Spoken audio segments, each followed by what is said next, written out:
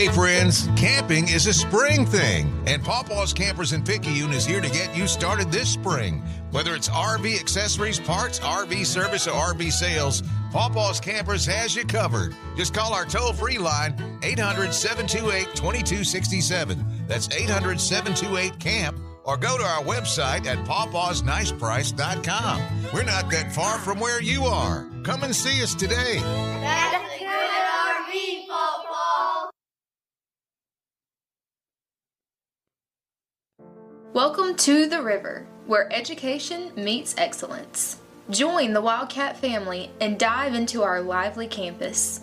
Make friends, join clubs, get involved, and create memories. Experience academic excellence with our dedicated faculty. Explore cutting-edge facilities designed for your success. Choose PRCC for an education that shapes your future. Pearl River, where you can roar with champions. Welcome to Maroon Tide Baseball, coming to you live tonight from the campus of George County High School in Lucedale, Mississippi, where tonight the Tide have made the hour-and-a-half or so trip up to Lucedale to take on the Rebels here in Game 2 of this series. The Tide was able to come from behind and win Game 1 at Kent Kirkland Field on Monday night by the score of 6-5. And Tide would love nothing more than to come in here tonight and kind of get a stranglehold on this district if they could get a win here tonight against George County. But it will not be easy. George County is a quality ball club, and they come in here 5-2 in district play, and I think they're 15-3 or 15-4 overall, so they're a good baseball team. Tim Kraft here, joined by Tommy Upton. And Tommy, standing room only here tonight, man. This is some big boy baseball getting ready to be played. A lot of folks here. Big game. District implications on the line here for both teams. And, looking forward to a great contest. I think it's going to be loud. Hopefully you guys will be able to hear us tonight.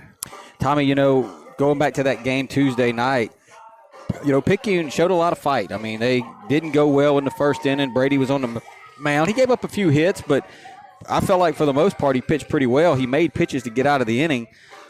Defense kind of let him down. We give up a 4 spot, and we go quietly in the bottom of the first.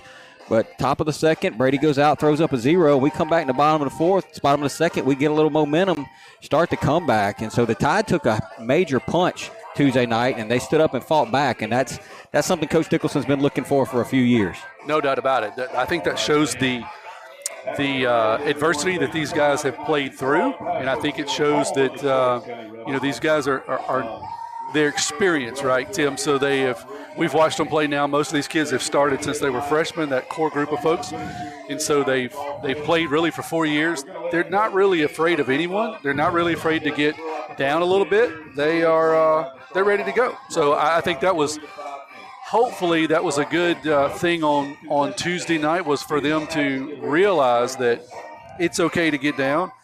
You can come back. You just got to start chipping away and put a little pressure on teams, and more often than not, they'll fold when you put a little pressure on them. Yeah, well, one thing tonight, they've got a good guy going on the mound, Mr. McAdory. Supposedly he is the real deal. I haven't seen him, but Mississippi State commit. He can run it up there in the high 80s, low 90s. But we got Tanner Busby on the mound. And one thing I'll say, Tanner's pitching some big games, Tommy. If you can remember 2 years ago at West Jones in Game 3 on a Saturday, he goes the distance. Last year, Game 3 at East Central, pitched a great game. Defense kind of let him down in the 6th inning. So Tanner's been on the mound in big moments for Picayune, so I don't think it'll be too much for him tonight. Oh, not at all. No, he's not afraid to go the distance either. He's really been – man, he's been a horse that we've rode now for 4 years, honestly. We were riding him as a freshman, him and Brady both. Brady's kind of grew into that big frame of his, that big body.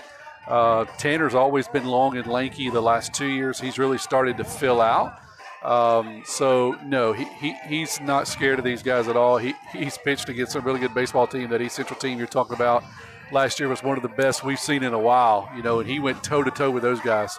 So he's not afraid of it.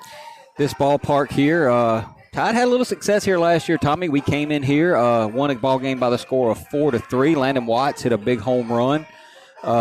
And then the year before in a JV game, Landon Watts hit a big home run. So as hot as Landon's been, this is a place where he likes to hit. So small dimensions in this park. I'm not sure what it is down those lines, but it doesn't look very far.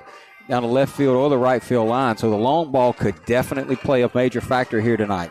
Yeah, absolutely.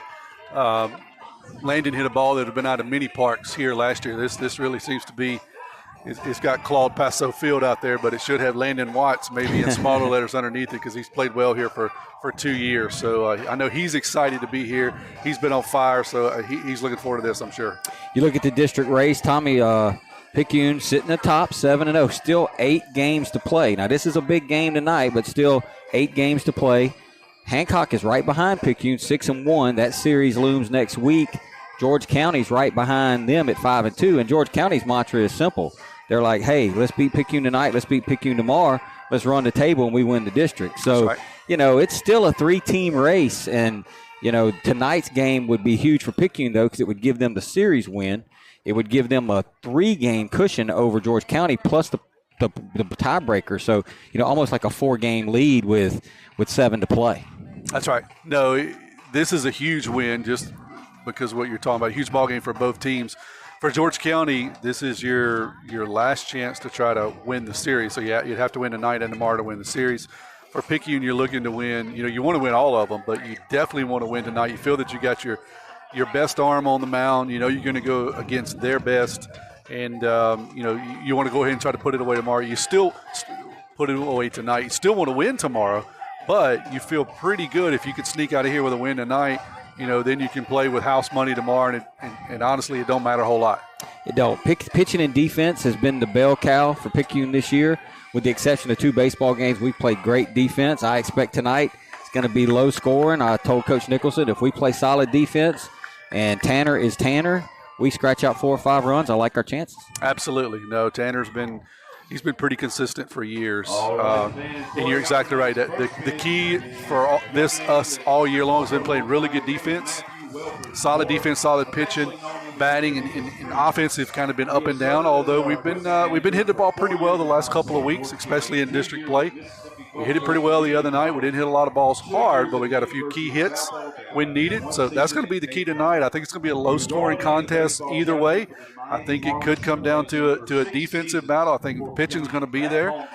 Can Picayune strike out a few hits here and there? George County showed they can hit the baseball the other night. They come out swinging and they put out 4. They were certainly helped by some errors, but they came out swinging the baseball bat. And I don't expect anything different tonight. The meeting at the mound at the plate is over. The first pitch is being thrown out by the ceremonial first pitch. They're fixing to announce lineups. Tommy, we'll take a break. We'll come back. We'll be ready for baseball. This is Maroon Tide Baseball on WRJW, 1320 AM and 106.9 FM.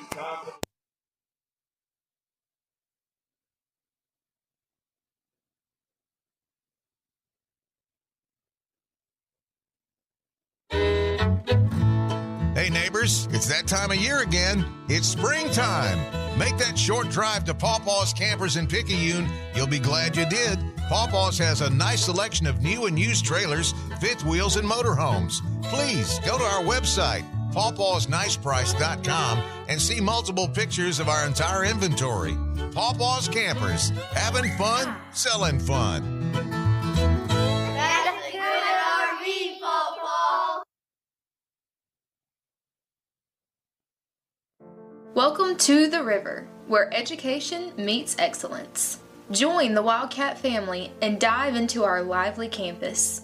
Make friends, join clubs, get involved, and create memories. Experience academic excellence with our dedicated faculty. Explore cutting-edge facilities designed for your success. Choose PRCC for an education that shapes your future. Pearl River, where you can roar with champions.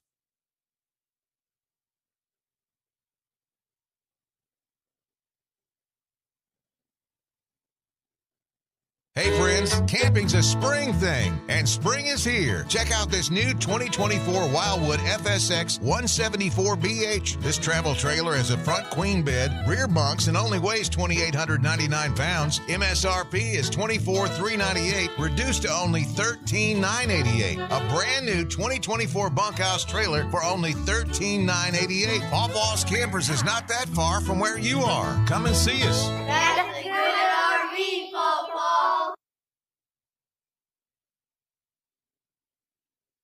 Get back in the game with Dodd Therapy Center. Jamison Dodd has the specialties and experience to get your athlete back in the game, including indoor turf, Hyvamat, blood flow restriction, trigger point dry needling, and much more. Dr. Dodd and Dodd Therapy Center is also specializing in treating Parkinson's disease and other neurological disorders. Give Dodd Therapy Center a call at 769-242-2636 or visit us at 405 Memorial Boulevard in Picayune and get back in the game.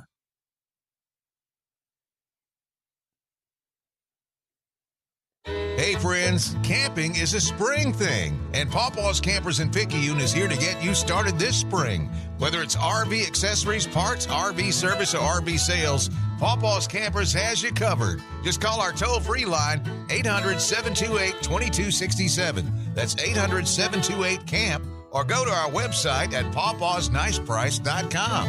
We're not that far from where you are. Come and see us today. That's a good RV, Pawpaw. Dr. Hermaine Almonte, Chair of Surgery and Trauma Medical Director, Highland Community Hospital. Over the last 10 years, the Highland Surgery Department have grown exponentially. We have been able to add multiple services to our surgery department, which includes urology, general surgery, advanced laparoscopic surgery, ENT, as well as ophthalmology. Highland Community Hospital, here when you need us most. For more information, go to highlandch.com.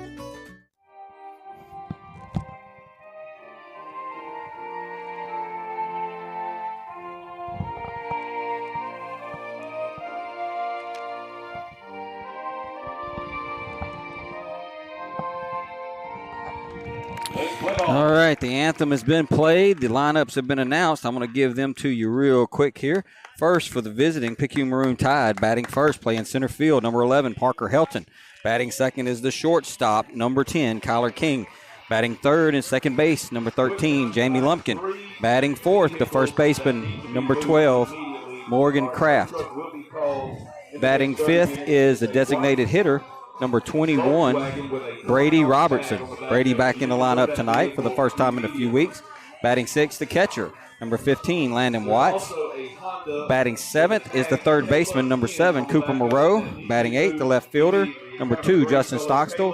And batting ninth is the right fielder, number 9, Brunson Stockstill. And they'll be facing Mr. Preston McAdory on the mound. Good-looking kid, Tommy Upton. Yeah, he's a big guy.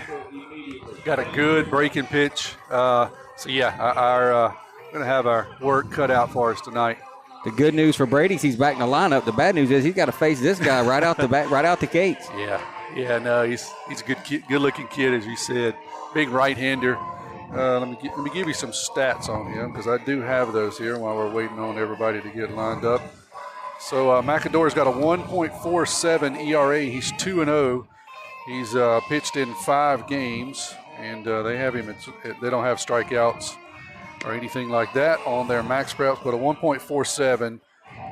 But Mr. Nielsen the other night had a 0.18 ERA. Yeah, so it's interesting, that Tide kind of hit him pretty well, honestly. But I think this guy's got a much better breaking pitch. So we'll see what we can do tonight against him. It's going to be interesting. Blaine Green will be the catcher for McAdory tonight. Parker Helton's going to lead this thing off. And, Tommy, the first pitch of every half innings brought to you by your hometown bank, F&B Picayune, Hometown Community Spirit, Hometown Community Pride, member FDIC. And we are set to go from Loosedale. The first pitch is going to be a called strike to Helton. And we are underway. McAdory's 0-1, going to be upstairs. A ball, 1 ball, 1 strike. McAdory just a junior.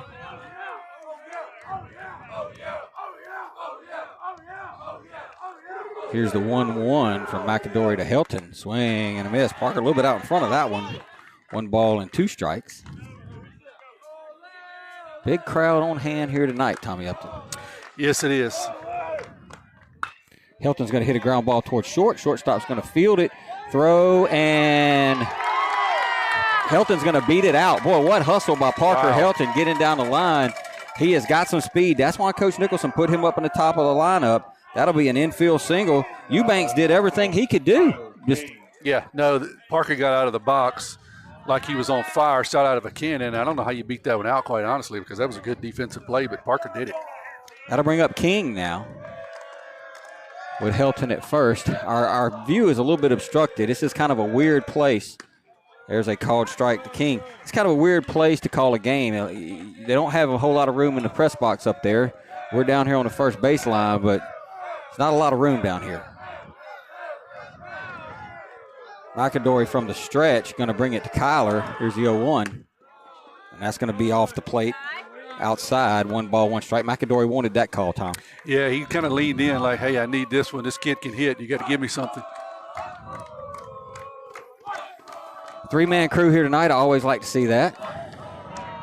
Let's hope they're fair.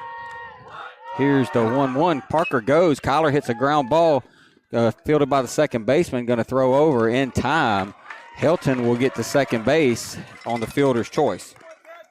Yeah, that was a hit and run. Kyler just kind of reach out, didn't really like the pitch. Had to reach out, poke it over to the second baseman, who was able to pick the ball up, make the easy throw over to first. But Parker being in motion saved a double play by the Tide. Yeah, but I would rather see Kyler. I'd rather not see a hit and run that situation. I'd rather see Kyler get a pitch he can drive. Yeah, I'm with you on that. You'd like to see him be able to sit back on something. Here's Jamie now. He's going to take outside a ball. So Parker's down at second base with 1 out. Jamie's going to hit here.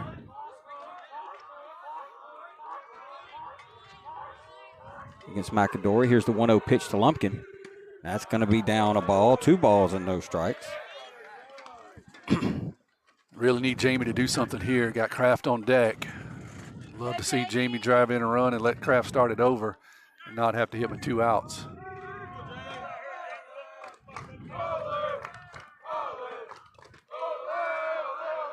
.20 pitch up coming from McAdory to Lumpkin.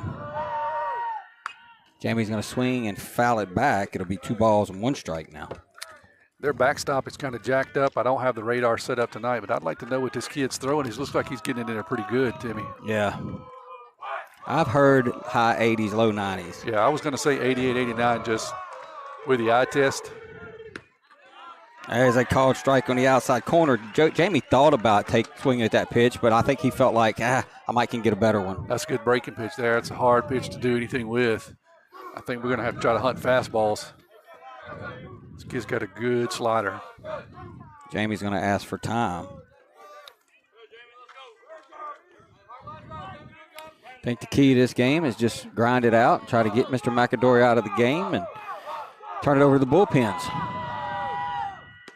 Yeah, he did. And Jamie going to be rung up. It was close. It was very close. But I think the key that sold it for them was Jamie kind of leaned when he made the swing. And I think when you kind of lean out like that, they're going to call you. Whether you broke the plane or not, it's that little bit of lean I think that got him. Yep. Here's Morgan Kraft now. He'll hit with 2 outs. And Parker Helton at second base. B-Rob waits on deck. And that's going to be a ball down. 1 ball, no strikes. Hey, if you're listening in, let us know. We already got a text from Tyler and Paul back at Hippo. They're listening in. So if you're listening in, you should have our numbers probably 601-590-5950. Let us know. They're going to McAdory's going to step off now. Kraft was 2 for 2 the other night against Nielsen. He hits it's now. about time we got him going. Yeah, I was hoping he keeps it going right here.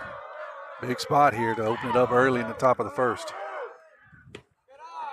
That's a called strike on a fastball. Looked down and away. I don't think Morgan was real interested in swinging at that one, Tom. That's a tough pitch, low on the outside corner, about 88, 89. If he lives out there, it's going to be a long night for the Tide hitters. Here's the 1-1. Morgan swings and fouls it over.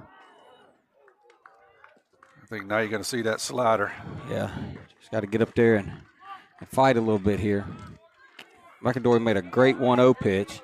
I think he kind of fooled Morgan right there on that one. Yeah. Yeah, you got to believe you're gonna see the slider here, 1-2. Try to fight it off.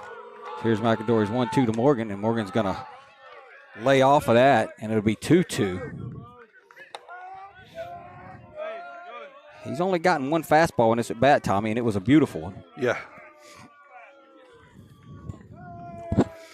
Here's McAdory's 2-2. Kraft. Called strike 3 on the outside corner. That was the same pitch that he took 1-0. Just a great pitch, and that'll do it for the Tide. No runs, 1 hit, no errors, 1 left. We will head to the bottom of the first. We're scoreless here in Loosedale. Dr. Lori Blackmer and Dr. Mark Hutto at Picayune Eye Clinic are experienced optometrists who are passionate about your vision care. Picayune Eye Clinic will cater to all of your vision needs, answer any eye care questions you may have, and supply you with the most up-to-date optometric information and fashion eyewear and frames in order to keep your eyes clear and healthy. They've been providing complete eye care for over 30 years. The clinic is at 908 6th Avenue in Picayune. Give Picayune Eye Clinic a call today at 601-798-4182 and begin to see things more clearly. Looking for a gym to help you become a healthier you? The gym at Picayune is the place to be with its large open facility, modern equipment, and knowledgeable staff led by owner and operator Edgar Woods. The gym at Picayune offers a variety of workouts and classes to meet your specific needs with 24/7 access.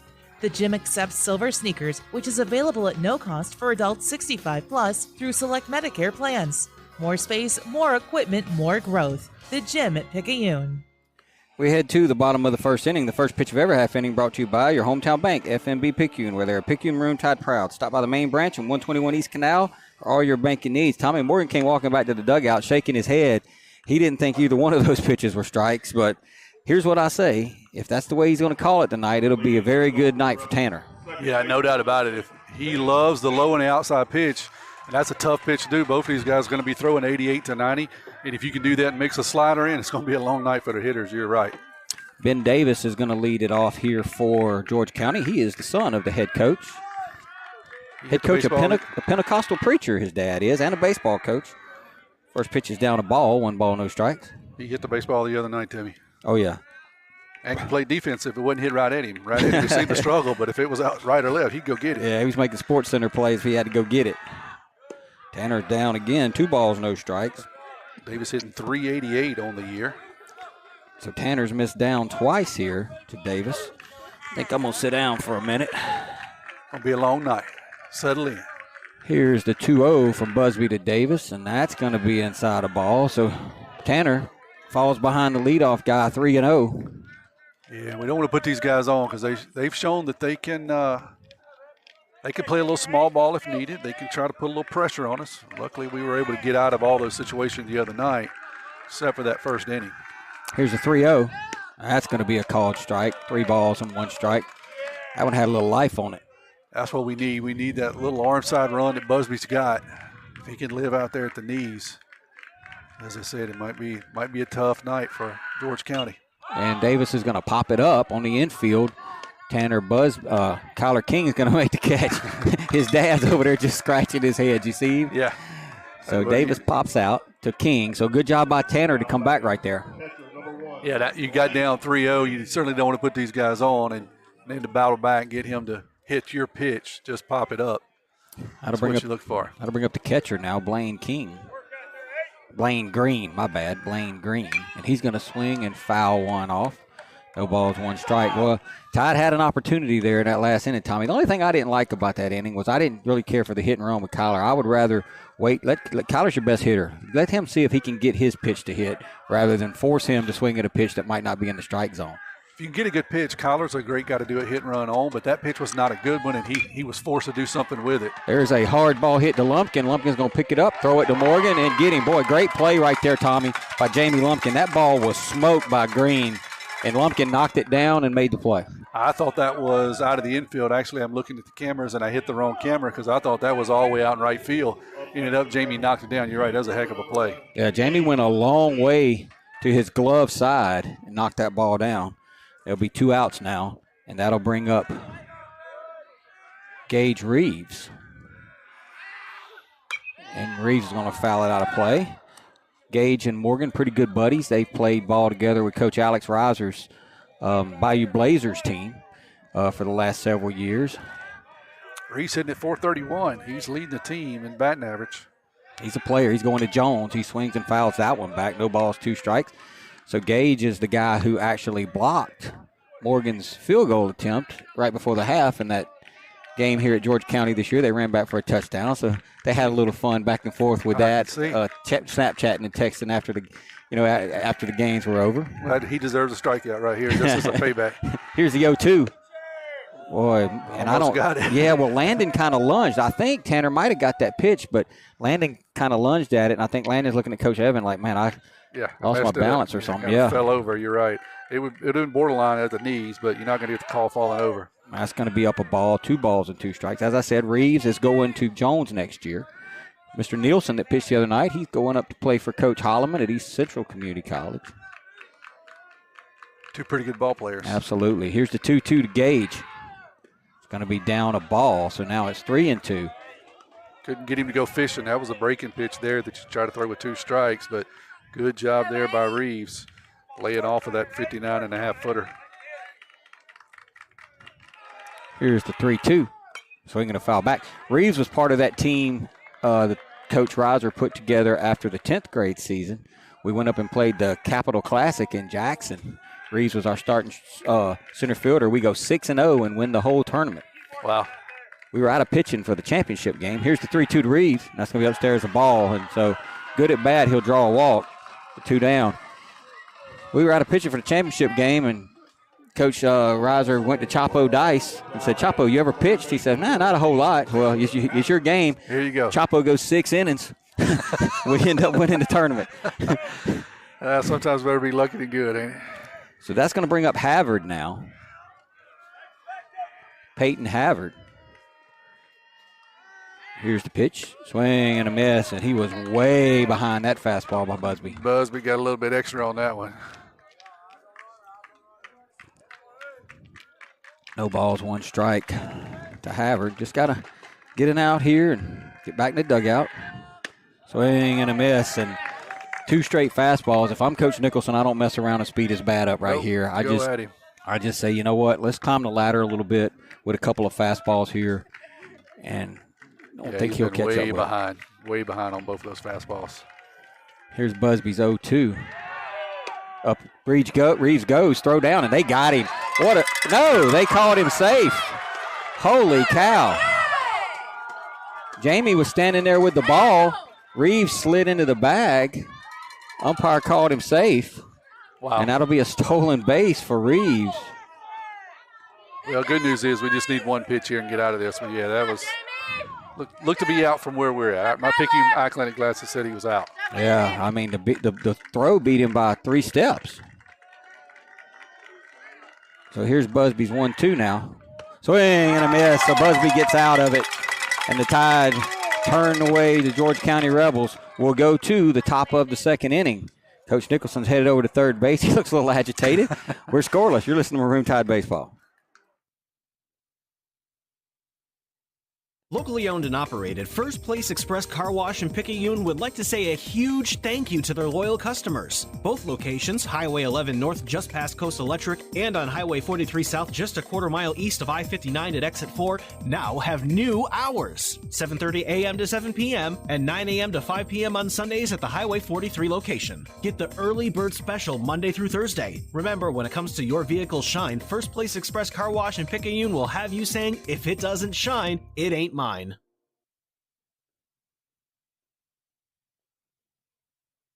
Nobody protects you from mayhem like Allstate. I'm a speed bump. And if you have cut rate car insurance, the cost to reattach your muffler could hurt. So switch to Allstate, save money, and be better protected from mayhem like me. Jason Pygott has offices in Picayune. Make sure you have the right coverage. Give the Pygott Agency a call today. 601-798-7005.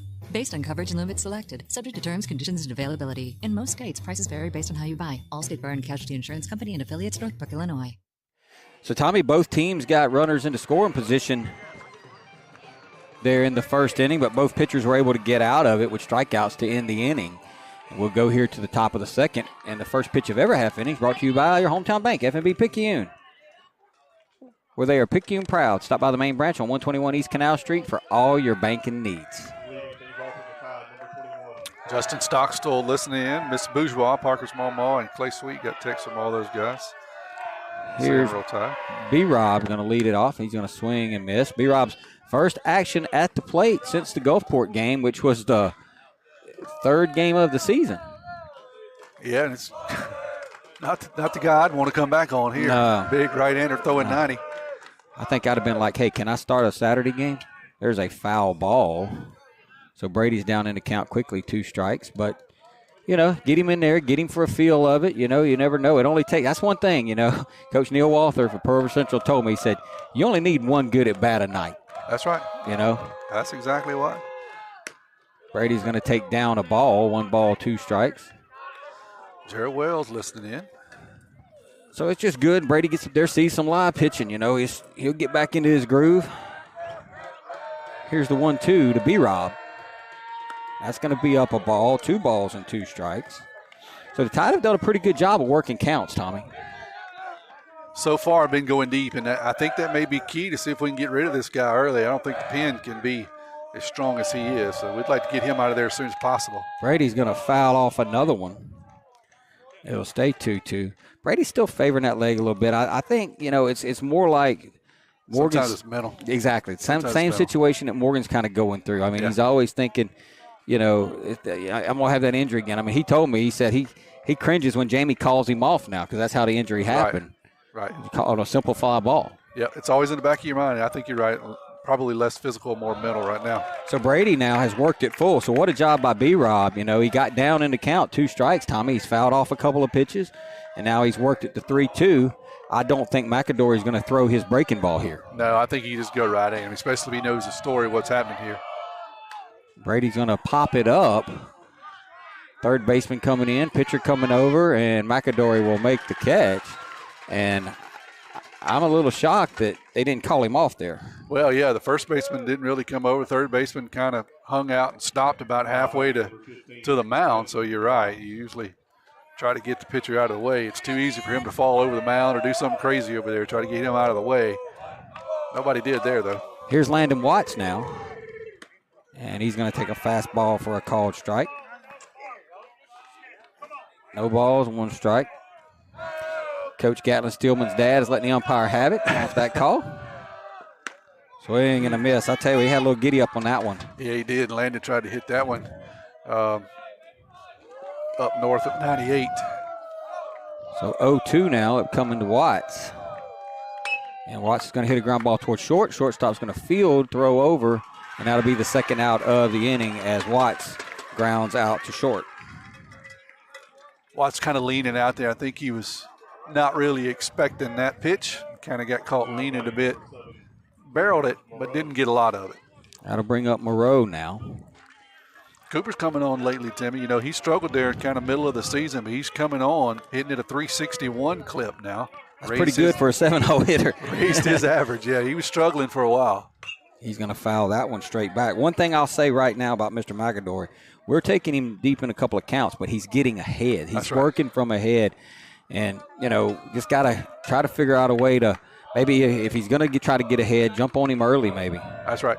That's exactly right. Yeah, he's getting ahead with the fastball. That seems to be his operandi right now. It's going to be a ball down, 1 ball, 1 strike.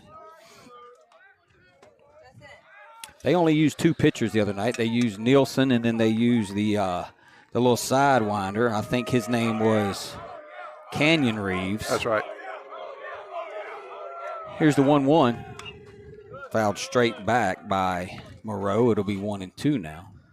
I think we're still trying to catch up here. This kid's throwing a baseball. I need to set my gun up between innings. I'd like to see what he and Busby are doing because it just feels like both of them's got a little something extra tonight. Here's the 1-2 from McAdory to Moreau.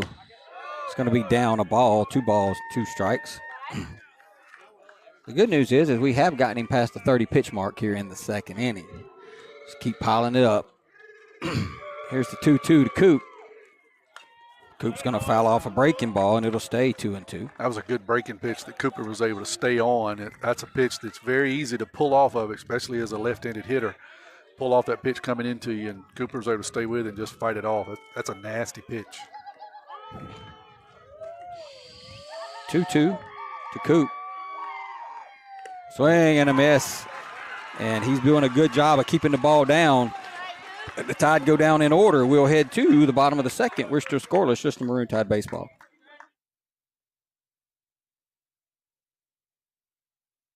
Join the crispy chicken craze with Sonic's all-new crispy tender wraps and hickory barbecue and cheesy baja. Stop by and enjoy each for only $1.99. Sonic's crispy tender wraps include all white meat, melted shredded cheddar cheese, and lettuce. The hickory barbecue has additional hickory sauce, and the cheesy baja has an added zesty cheese sauce, and both are wrapped in a warm tortilla. Try one today at Sonic Drive-In on Highway 11 North in Picayune. Go ahead, push that red button for happy eating at its best. When you wake up with an aching back or sore neck, Dr. Debbie Moore with Moore Chiropractic Clinic suggests you consider making simple changes in your sleeping position to alleviate unnecessary strain on your body. According to the American Chiropractic Association and Dr. Debbie Moore, it's best to sleep on your back or side because laying on your back or side allows your head, neck, and spine to relax into their natural alignment. This will help you wake up pain-free and feeling rejuvenated. Moore Chiropractic Clinic. We've got your back. We head to the bottom of the second inning. The first pitch of every half inning brought to you by your hometown bank, FNB Picayune, the place for all your banking needs. Miss Susan Wilson and her staff are ready to service you at their North Picayune branch on Cooper Road, just off exit 6. Go by and see Susan for a loan. Tanya and Shane Stockstill listening in. Just one more. James and Pam Hopgood, they're watching. So Lightsy's going to hit a ground ball towards, Kyler's going to make a great play, but he's not going to have a play. It's a good job by Kyler, but Lightsy hit a breaking ball, first pitch breaking ball, pulled it into the hole. Kyler made a great play on it, but just no chance. Yeah, he dove to his right, knocked it down. So that's a single all the way, but not much you can do with that. That'll bring up the first baseman now, number 15, Garrett Dixon. He'll hit here. So George County's got the leadoff man on in the form of Mr. Lightsy. Dixon hitting .214, George County for the year. He's going to foul that ball straight back over on the right side here. No balls, one strike. We got a live camera operator tonight, Tim. Say thank you to Mr. Kevin Weiss. He's up in the stands actually running and spinning the camera. So if you get a little dizzy, we're trying something out tonight. Appreciate Kevin stepping in and manually running this. We'll see how it works out. Let us know what you think on the stream. That's going to be a fly ball out to left field. That's going to be trouble. Justin Stockstill, boy, comes over and makes a great play. Justin had to come a long way, Tommy, and I thought that ball was going to get down. Justin, the circus music was playing, but he got there and made the play. It was, yeah. He came. He's a left-hander, so he has to come all the way to the left field line, the third base line over there, right? He kind of came around the ball. He got it, but that's what's important. Got to bring up Alex Wade now. He'll hit with one out. Lightsy's still at first base. Busby's going to swing and produce a foul ball off the right side. It'll be no balls and one strike. Who's this hitting? I missed his name. Alex Wade. Wade. Let me tell you about Wade. .415. He's number 2 in batting average behind Reeves. He's a senior. Not a bad 7-hole hitter either. Nope, not at all. There's an Alex Wade that plays for Coach Avalon at Pearl River Community College this year as well. I had to do a double take when I saw that name. I was like, that's the same. I said, I hope he didn't get sent down. Yeah, no, we don't need anybody coming back down here to help these guys. They seem to be good enough on their own. Here's the 0-1 from Busby to Wade. Swing and a miss. Elevated fastball right there. And if you're not going to make a living swinging at Tanner Busby's fastball around your shoulders. Nope, not at all. He's very, very difficult to catch up. Wade's way behind, so I just threw him another one right there. He seems to like it. See if he can do anything with it. Lightsy takes his lead. Here's Busby's 0-2. It looked like some sort of off-speed pitch. I'm not sure what that was. It like a slider that just didn't slide. Just kind of stayed up high. A slipper instead of a slider. 1-2 pitch up coming from Busby to Wade. And he's going to foul it off down the right side. You said it earlier, Tim. There's a lot of folks here watching this baseball game tonight on both sides. Yeah. They've got a lot of room up in their grandstands, and they're about 80% full, really, and then got a lot of people standing around sitting in chairs. A lot of folks here. Look at the outfield, looking right field and left field. Yeah. Those places are packed too. I mean, they've got two different sections out there in the outfield, and they've got people out there barbecuing. Wade's going to stay alive, foul that ball off. That was a breaking ball. Tanner probably got a little more of the plate there than what he wanted to. Landon wants to go out and talk to him. Yeah, it was a breaking pitch. You're right. It probably stayed up a little bit more than what both of them wanted. That's one that started up around the letters and ended up at the belt. You really want to start it at the belt and end up about the knees, or a little lower if you can. So Wade fighting here with Busby. Tanner trying to get the second out of the inning. Lightsey takes his lead off at first. Here's the pitch. Swing and a miss. Now that was a better breaking ball there. That's where he wanted to start. That started out mid-thigh and ended up at the ankle. Wade committed. There's not much you can do about with that pitch at your ankles, though. That'll bring up the shortstop, Jacob Eubanks. Eubanks hitting just .211 this year. He's also a senior. But he can play defense over there at the shortstop position. Lightsey takes his lead. Here's the pitch. Ball down. I wouldn't be surprised to see Lightsey go here. I mean, just try to get something going. If He's got a little speed. He showed it the other night. Yeah. He also has a pretty good arm out there in right field. Wade with a closed stance, so probably going to hit the ball to right field. Not Wade. That's going to be down a ball, two balls, no strikes. Eubanks, yeah. So now Tanner's down 2 balls, no strikes to Eubanks. Got to make a quality pitch here. Eubanks didn't hit the other night. He was DH'd for.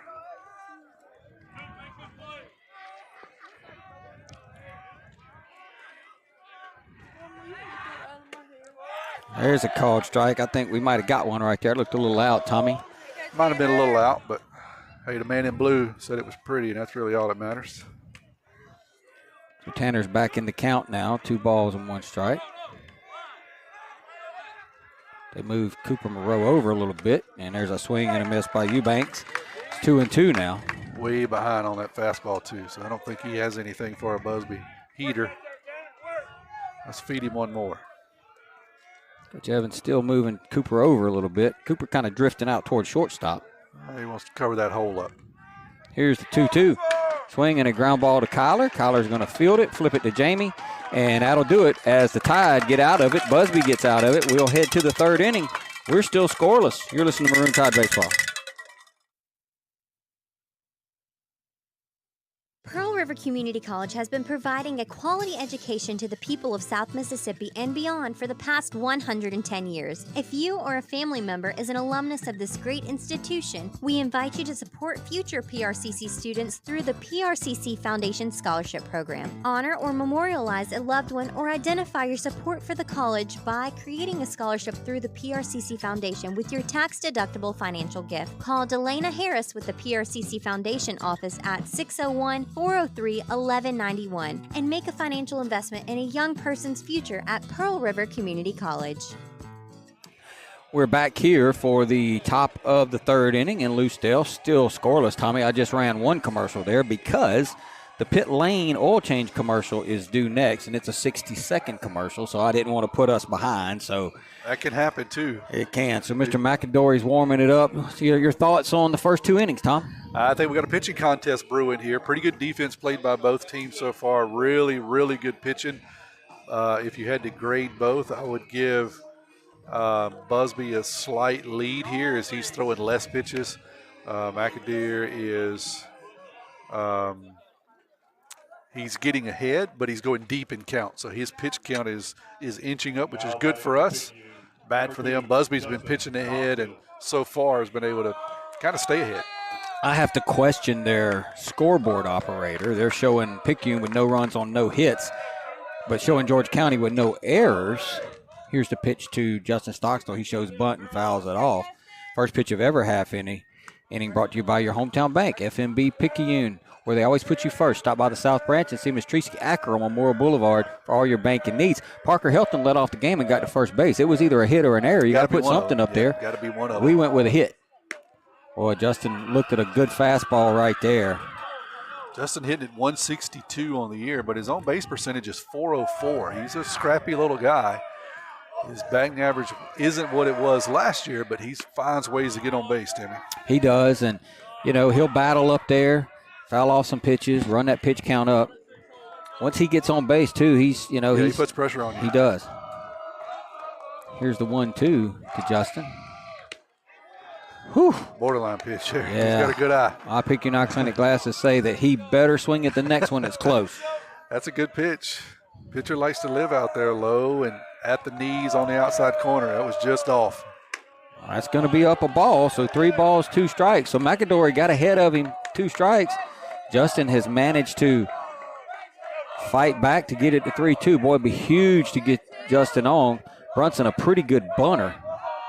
Here's the 3-2, and that's going to be up a ball. So Justin Stockstill scratch and claw like we talked about, Tommy. His average isn't where it wants to be, but that on-base percentage is up over 400. That's exactly right, and that's an example of, hey, he went 0-2, and it doesn't faze him. He seems like it kind of just gets started when he gets 2 strikes, and he took some pitches that were really close to me, really, really close, and he had a good eye, watched them, made the pitcher start nibbling a little bit and got a little too fine. He's standing down at first.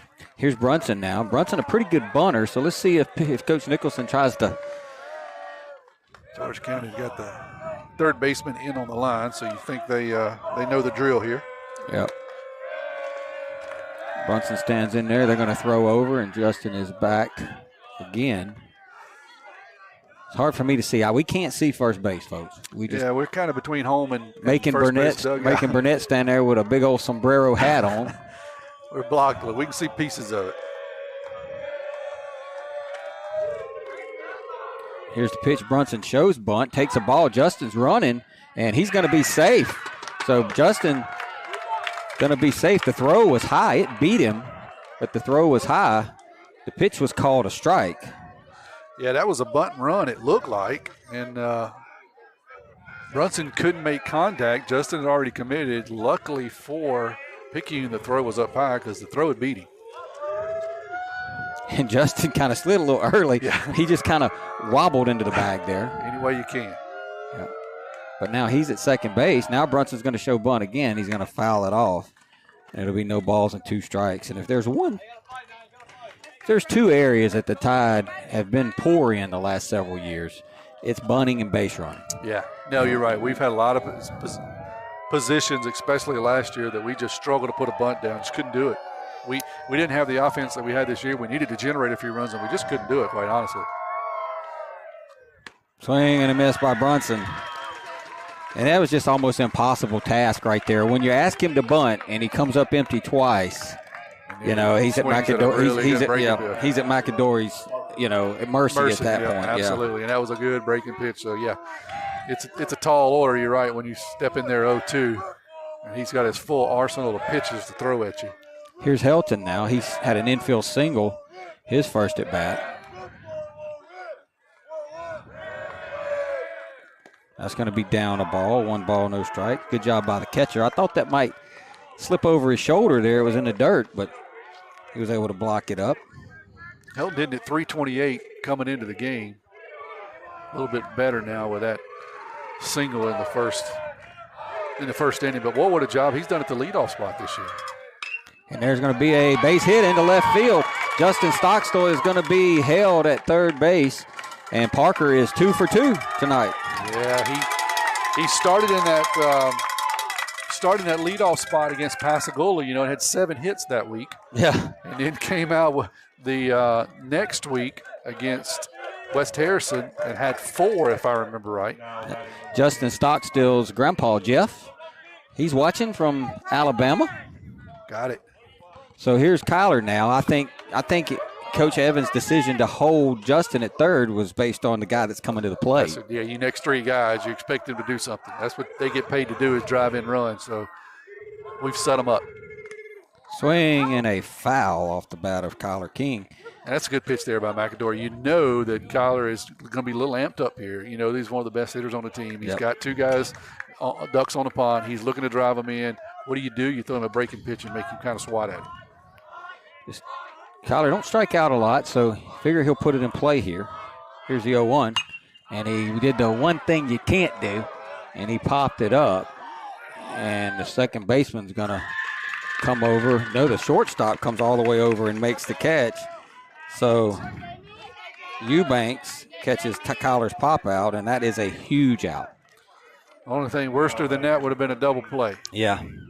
But, yeah, something productive here, and that's what you need from Jamie. Even a productive out, we're okay with driving the run, but don't pop out or hit into a double play. Here's Jamie now. He struck out his first at bat. And Jamie just can't seem to lay off Mr. McAdory's breaking ball. I think that's another good job of pitching there. Pitch selection. You got some guys, they're trying to drive in runs. You give them that hard slider around the knees. Jamie hits that ball deep out into right center field. Center fielder's going back, though, and he's going to make the play up against the wall. Jamie hit that ball as hard as he could hit it, but the center fielder made a heck of a play, and the Tide are turned away. It's got a little too much air under it. We will head to the bottom of the third. Tide blow a big opportunity right there. We're still scoreless.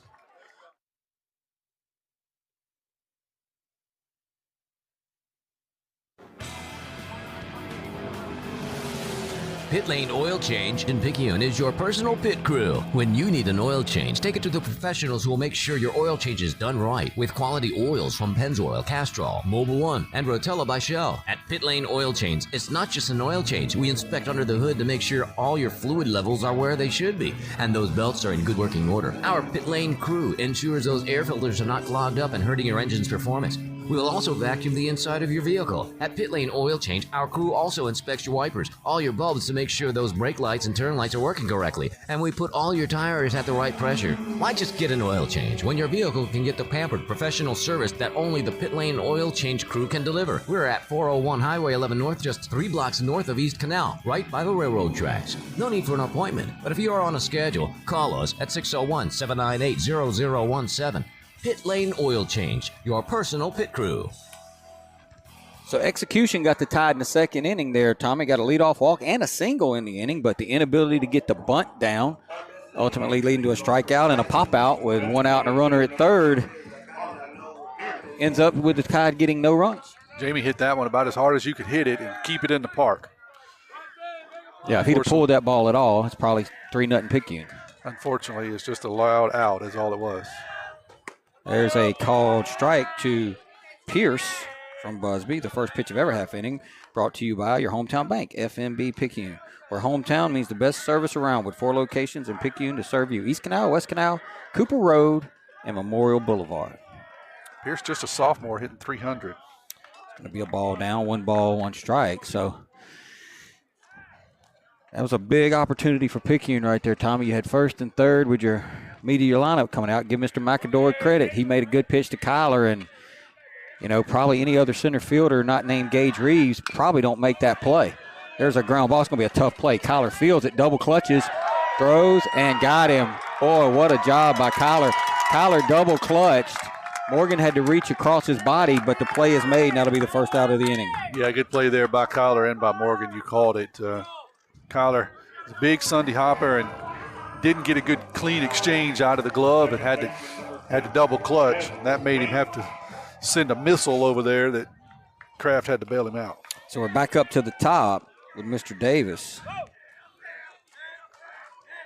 He led off the game by popping up. He got up 3-0 in the count, and there's a good breaking ball by Busby. No balls, 1 strike.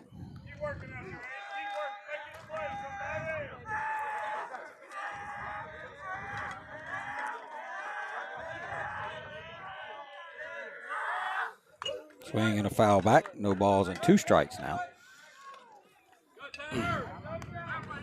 Who was Claude Passo? Any idea? He was one of the players, and I believe he was a coach here. Actually played at Faulkner State. Swing and a miss. Boy, Busby with 3 quality pitches to Davis. They were nasty. Yeah, he's like, man, that ain't fair. With his grandson, Tippy. And Tippy has a son that played at Pearl River Community College. Paso. Will. Yeah. Well, Will's dad and I played together at Faulkner State, and now Will's at Mississippi State. So Will they live in Mobile, so he went to school in Mobile, then went to Pearl River. There's going to be a pop-up off the bat of Green, And Jamie Lumpkin's going to make the play, and Busby's out of it quickly. Wow. So we'll go to the fourth. We're still scoreless, tough and tight here in Loosedale.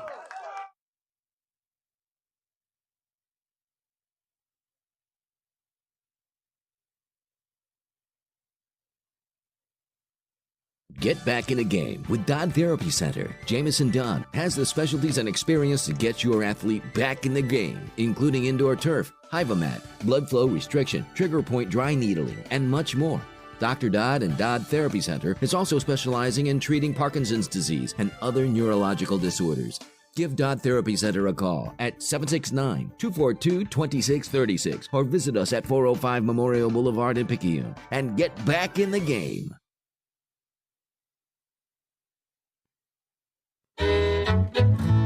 Hey neighbors, it's that time of year again. It's springtime.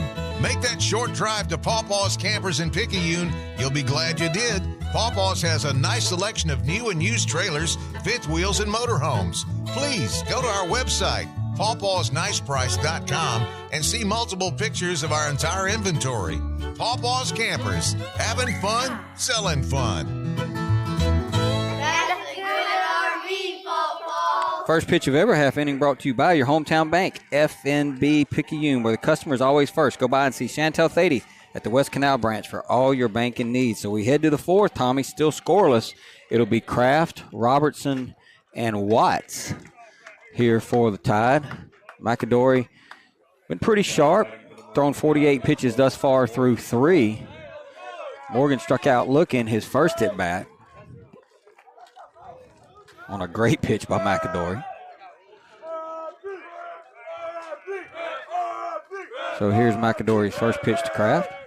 Morgan swings and hits a hard line drive to center field, and that'll be a single.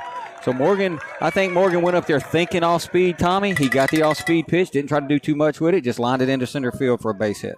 Yeah, well, two things. One, we wish we got him a hit in the last inning with a couple guys on base. That would have been nice, but two, good job of thinking there, because that's what McAdory's been doing the last 4 or 5 guys, is starting them out with that breaking pitch. And Morgan said, hey, I've been watching from the dugout. Give me one of those. I know what to do with it. So here's B-Rob now. And that's a good called strike. Let's put it this way. I'm not sure if that's a strike, Tommy, but he's called that against tonight 2 or 3 times. Yeah. It may be a hair low, but he's been consistent down there, and you can't do anything with that pitch from either one of these pitchers. Here's the 0-1 to B-Rob. And B-Rob takes another called strike, and the one thing I can promise you is he ain't going to get another fastball here, Tom. Yeah, no, he's going to get that breaking pitch. Probably get a diet of them. That would have freaked him out and just let Morgan take off to second. See what happens. And I was wrong. So Brady got 3 consecutive fastballs. All of them knee high and all of them on the outside corner, and they're nasty. Yeah. So 1 down now with Kraft still at first. And that'll bring up Landon Watts, and it's time for him to reclaim his territory. That's right. Yeah, if we're going to put his name out there by Claude Passot, he's going to do something here.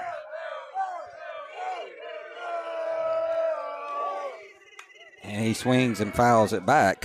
No balls, 1 strike. He had the right kind of cut. So the Tide got the leadoff base runner. Kraft with a single to center. Still there with 1 out. With Watts at the plate, Moreau on deck.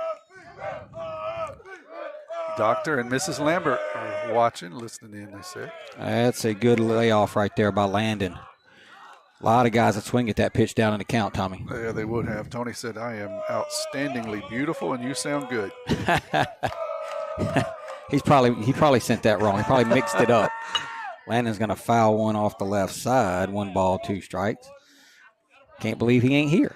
I know. It's just it's a sign of not being dedicated. That's exactly right. You're either all in or you're not. Yeah, I mean, you're either going to be here or you're not. I mean, go ahead and make we here. That's right. That's exactly right. But we wouldn't call anybody out on the radio. That would be inappropriate. Here's the 1-2 to Watts. Swinging a foul ball. I think if we come here again, Tommy, I think I want to set our radio booth over there on the left field wall. We'll just eat barbecue. No doubt. They got the smoke just boiling out there. Looks good. It's like a Cheech and Chong movie out there. Looks good. Kraft takes his lead off of first. Watts waiting on a 1-2 from McAdory. Watts swings and skies it a mile high into center field. Left fielder's going to come in and make the play, and that'll be 2 down now. As Watts flies out to Lightsey. Not the best swing there. Watts kind of leaning again. He had a couple of good cuts early in the bat. That one there was kind of leaning out and poking it. I think Morgan and Parker's kind of give you the blueprint. I think you got to go after this guy early and get your base hit early, because once he gets ahead of you, it's very difficult. He's going to make his pitch. Ooh, that stayed off the plate. 1 ball, no strikes. Brady Robertson in the dugout saying, where was that call when he threw that pitch to me? I got 3 of them in the same spot. Yeah. He rung me up. Tony says he's sick. I don't believe that. I don't know about that. It's going to be outside a ball. 2 balls, no strikes. I'm just glad Tony's not a horse, because they would have long shot him. Put him down. Sickly man. Sickly man.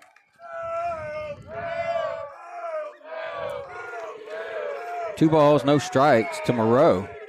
And that's going to be down a ball. 3 balls and no strikes.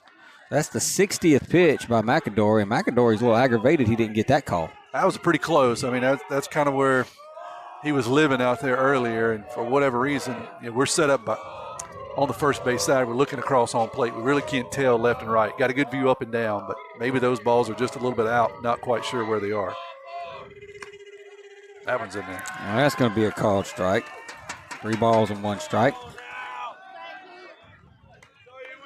I wouldn't be shocked if he didn't come back to the breaking ball here with Moreau. Moreau does have the ability to hit the ball out of the ballpark. He does, yeah. If you can make a mistake, he can lose it. Swing and a miss. That was a ballpark ending swing there by Moreau. Moreau, lefties like the ball down, Tommy, but that one was kind of down and away. You'd like to see Moreau give him one down and in. Right. Yeah, that seems to be the sweet spot. So Morgan will be running. The flash will be in motion on this 3-2 pitch. There he goes. Here's the pitch. Moreau's going to foul it off, and Morgan's going to have to go back to first base. He'll probably glare at Cooper like, dude. Yeah, they had to bring him a sandwich. They make him do that 2 more times. He's a big guy. Big guys burn a lot of energy when they take off. So Morgan back over there. Another 3-2 to Moreau. Morgan goes again. Cooper fouls off another one. Same pitch, same response. Morgan looking at him now. You saw that? Morgan glanced at him. We're about to get a pinch runner here if we do it one more time. I watched your video the other night, and you said when he hit that ball, he said, he runs like a kicker, but he's headed into third. That's right. That's all it takes. He was shifting gears. Here's the 3-2 again. Morgan goes again, and Moreau fouls another one off. And Moreau got a breaking ball that time. Yeah, he was all over that breaking pitch, too, as he jerked it over the first base dugout. He had kind of fouled those other 2 off straight back. That one, he was all over that breaking pitch. So now Morgan goes back. He'll be going again. Here's the pitch. And another foul ball. So Cooper's hanging in there, piling up the pitch count. This will be pitch number 67 upcoming from McAdory here in the 4th inning. That's a good sign for the Tide. Unless we get that submariner back in here. Yeah, that should be illegal. Here's the pitch, and Moreau's going to hit a ground ball right down to the first baseman. He'll step on the bag. And I think Cooper got swing happy right there because that pitch was way down and in. That's right. But that'll do it for the Tide. They had a leadoff single. They get nothing. We will head to the bottom of the 4th. We're still scoreless.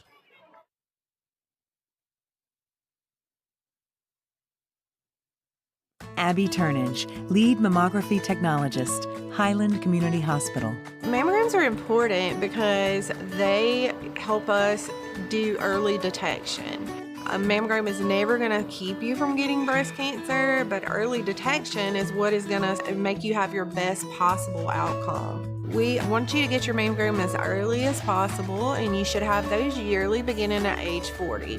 Highland Community Hospital, here when you need us most.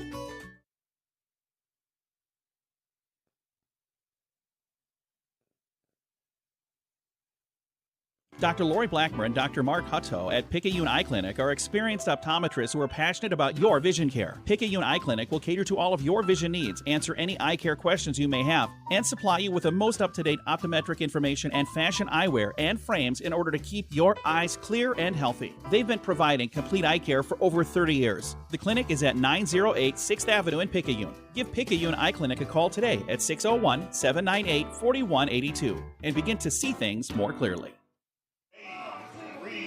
Gage Reeves is going to lead off the fourth here for George County, and the first pitch of every half inning is brought to you by your hometown bank, FNB Picayune. Checking, savings, loans, and mortgages. If you need it, they've got it. FNB Picayune, your hometown bank. Going to be down a ball, 1 ball, no strike. So, Tommy, the Tide have threatened, several times here. They've at least 3 times in the first 4 innings.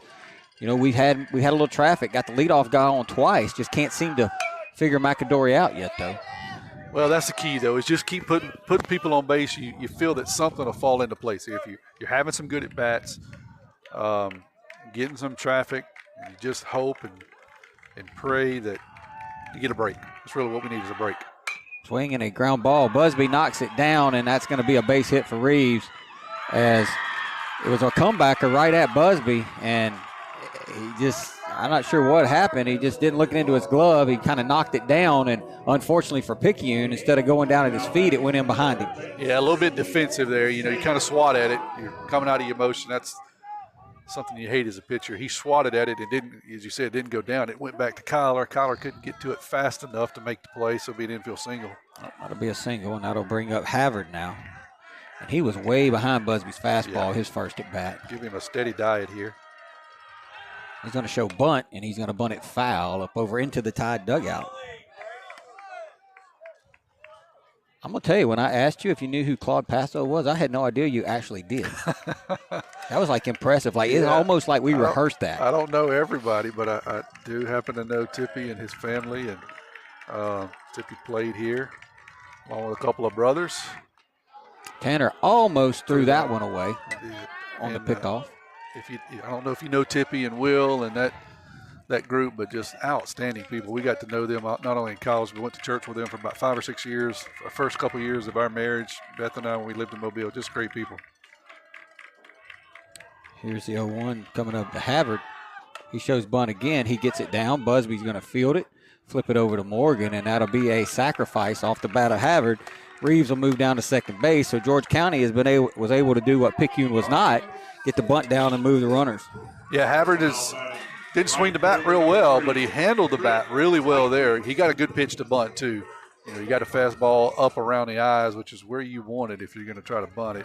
But he did the right thing. He got it down, moved the runner over. He did his job. Here's Lightsey now. He hit a breaking pitch into left field for a base hit, his first at bat. That's going to be outside a ball, 1 ball, no strikes. They've had a little traffic too, Timmy, but so far we've been able to keep it at a minimum, not allow anybody to score. Here's the 1-0. Called strike. 1 ball, 1 strike. George, to the chagrin of the Rebel faithful. They didn't care for that. You like that word, Tony? Chagrin. It's a good one. Good one. They taught me a lot at UNO. It ain't just how to boil crawfish. Swing and a miss. But they taught me that too. They did? Is that part of the curriculum? That was part of the curriculum. I'm sure it probably wasn't even an elective. It was a required course if you're at UNO. What's funny is I went from Porter Community College to UNO. I went from a school that had no dorms, no co-ed dorms, to a school that had bars on campus. Here's the 1-2. Swinging a line drive. That's going to be a base hit. That is the second time that George County, that Lightsey, has hit a breaking pitch. 2 breaking pitches that he has hit have been base hits. I'm not sure why we threw him another breaking pitch, but we did, and we paid for it. Yeah, Lightsey hitting at 375, just a junior. He hit the ball well the other night. That's just poor pitch selection. I'm just going to be honest. I mean, people are going to say I'm hating, but that's just poor pitch selection because we just got finished saying that he hit that breaking ball, and Tanner got ahead of him 1-2 on the fastball, and then he throws him another breaking ball, and he hammers it. Yeah, he didn't seem to have a whole lot to do with the fastball, but you're right. He got a breaking pitch, and he just kind of leaned out there and swatted it. Got a couple of singles and an RBI. So here's Dixon now. Swing and a miss. So The bunt, so the Tide had a chance to execute, didn't score. George County executes the bunt, gets the base hit. Now they lead at 1-0 here in the bottom of the fourth. Called strike, no balls, 2 strikes. Dixon hitting, coming into the game at 214, a senior. He doesn't have much to do here with Busby's fastball. If we throw a breaking ball here, I'm just going to have to take that that walkie-talkie from Evan.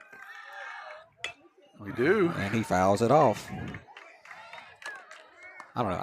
I look at guys and I remember what they do the time before, and I look at guys' swings and I'm like, okay, well, he's never going to hit the fastball if you put it in the right spot. Yeah, sometimes you can actually pitch into the strength. And there's a breaking ball hit deep to center field, but Parker's going to get there and make the catch. Woo. That ball was hit hard. That was a breaking ball as well, and he hit that ball a long way, but luckily for Picayune, he hit it to center field.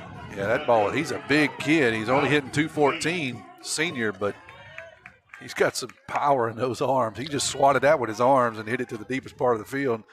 Warning track. So here's Alex Wade now. And I wouldn't be shocked if Lightsey takes off here at some point in this at bat. Wade hitting at 415.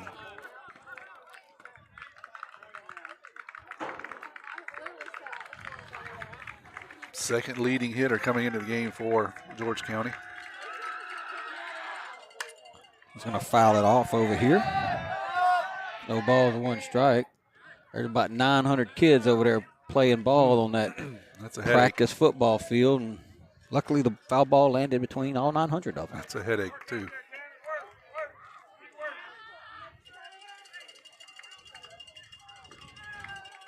No balls, 1 strike to Wade. That's going to be a called strike. No balls, 2 strikes. Tanner's fastball is really good tonight. It is. It's got a little movement, and they seem to just watch it out there on the outside corner. I don't know if it's moving that much away from them, starting on the plate and running off, which I believe it is. But it's been deadly tonight. I know one thing. Morgan's holding court over there with Mr. Lightsey and the first base coach for George County. They're just having a great conversation, swinging a foul. He told me the other night after the game, he said that George County coach, since I've been playing here, he said he's been my favorite first base coach. He said we talk about everything. We talk about fishing. We talk about sports. We talk about everything that we can think of. He said we just over there have a whole conversation all game long. There you go. Just don't get too distracted. Right. That's what I want to tell him. That dude's just trying to distract him. That's exactly right. Here's the 0-2. And Wade had a late swing on a breaking ball. He recognized it late, but he fouled it off. Yeah, and lucky for him, he swung because Tanner was going to drop that one in on him. Looked like it was going to stay high, but it was dropping, and he did a good job at the last minute of recognizing it and just fighting it off. Here is the 0-2. And that's going to be down, and that's going to get away from Wade. And that's going to be a wild pitch. I don't understand the love we have for the all-speed pitch right now with some of these guys because they've shown they cannot hit the fastball. Sometimes you have to challenge them. Let's see if we can do here at 1-2. Still no harm, no foul if we can make a pitch and get out of this inning. Here's the 1-2. Swing and a miss at a fastball. What a shock. And that'll do it for George County, but they do pick up a run. They do it on 2 hits. So now we'll go to the 5th. Picayune's bats got work to do. 1-0 Rebels with some Maroon Tide baseball.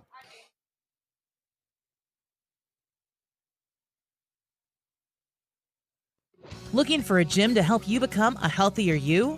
The gym at Picayune is the place to be with its large open facility, modern equipment, and knowledgeable staff led by owner and operator Edgar Woods.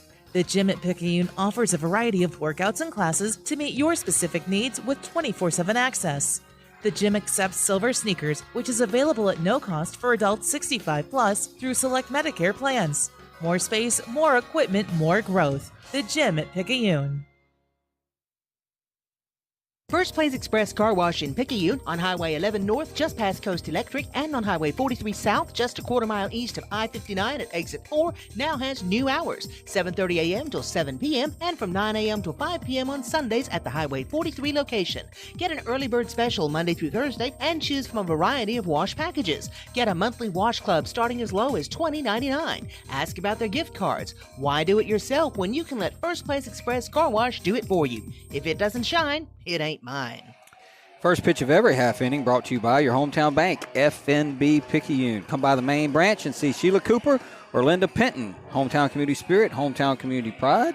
I know I saw Sheila today. I think I saw Linda. I don't recall if Linda was in there, but I know I talked to Sheila.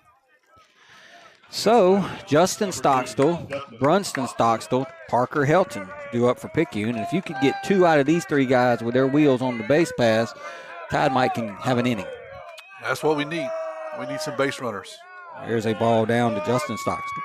1 ball, no strikes. Justin walked his first at bat after falling down in the count, 2 strikes. That's going to be a called strike. 1 ball, 1 strike.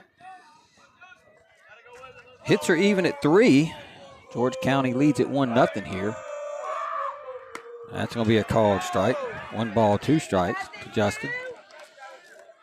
Difference in the game is they executed a sacrifice bunt, was able to get that run home. That's going to be down a ball, 2 balls and 2 strikes. Justin drew a walk last time up, went down 0-2 and then battled back to scratch out a walk. He needs to foul off some tough pitches here. And he does foul that one back. It'll stay 2 balls and 2 strikes. Keep giving him advice. He's listening. Yeah. Hit one out there in the left field lobby. Another foul ball by Justin, so he's battling, hanging in there.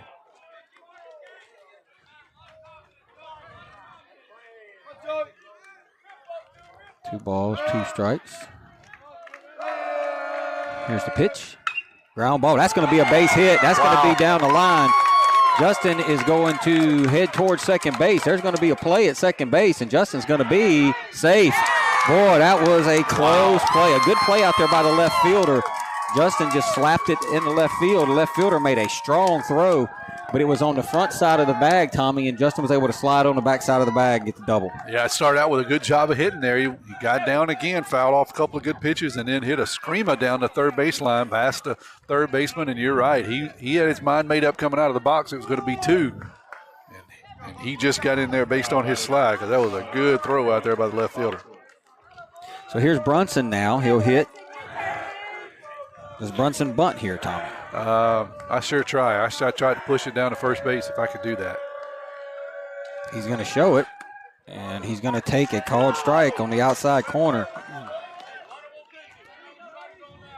I think I'm just letting him swing now. You can't, if you can't have him go down 2 strikes in the count against this guy. I think I just let him swing the bat.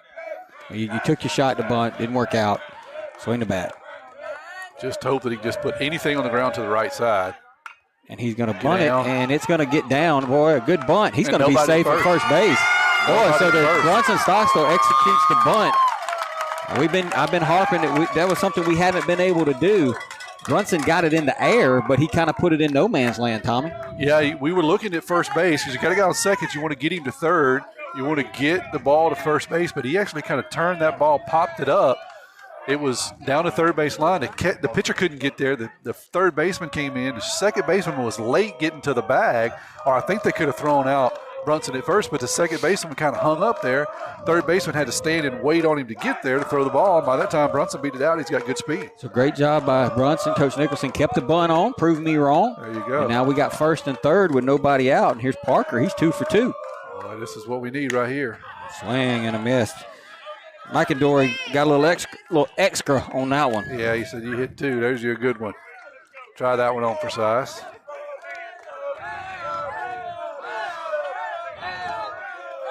No balls, 1 strike. And that's going to be a called strike to Parker. No balls, 2 strikes. So the Tide have had this situation before. We've had some traffic in this game, just haven't been able to either get the big hit or put the ball in play to get the run across. It won't take much right here for Parker just to put it in play, and we'll tie this ball game. And that's what he does. He hits a little ground ball, and that's going to be trouble. And that's going to be an infield single for Helton. Third baseman was drawn in, and Helton just slapped the ball, Tommy.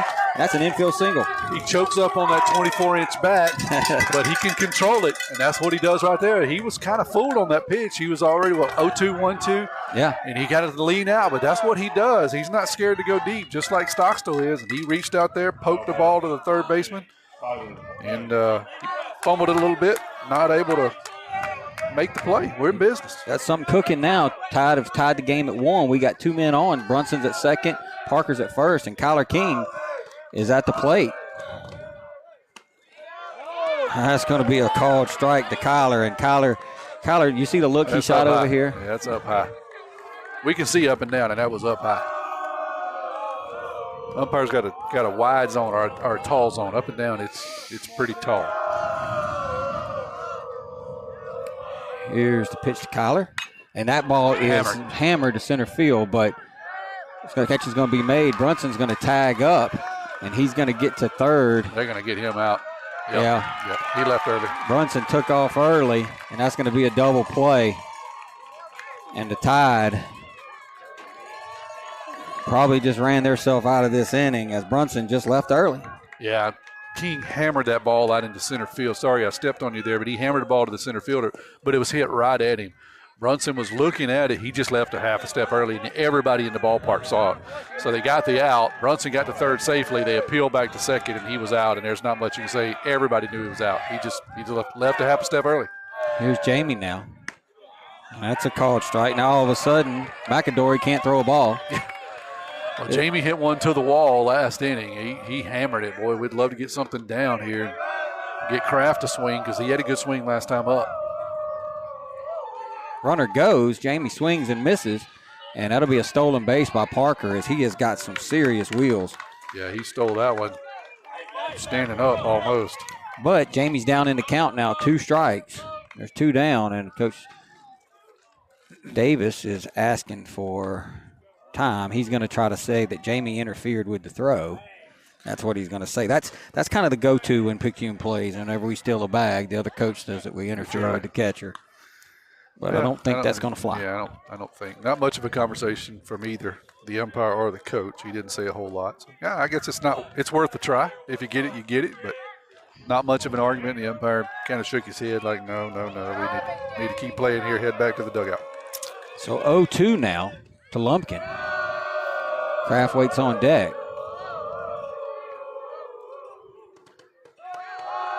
Here's McAdory's pitch. That's going to be down a ball, 1 ball, 2 strikes. Good job there by the catcher. He blocked that ball up. Green, I believe is his name, right? Yeah, yes. Green. Well, we need to see Jamie turn on one right here. Man, he had a good swing last at bat. Hit it out over that left field wall. Here's the 1-2 to Lumpkin. That's way upstairs, a ball, 2 balls and 2 strikes.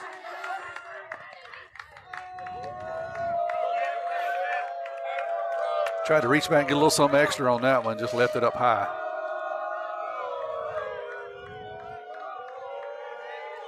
Two balls, 2 strikes to Lumpkin.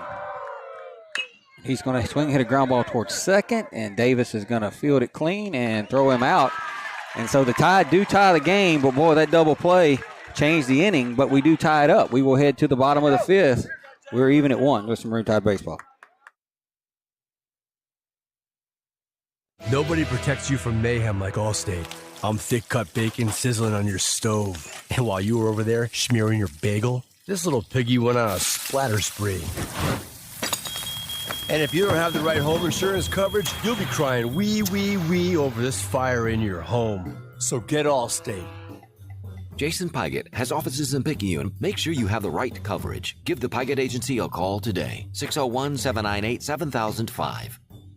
Subject to terms, conditions, and availability. Allstate Vehicle and Property Insurance Company and affiliates, Northbrook, Illinois.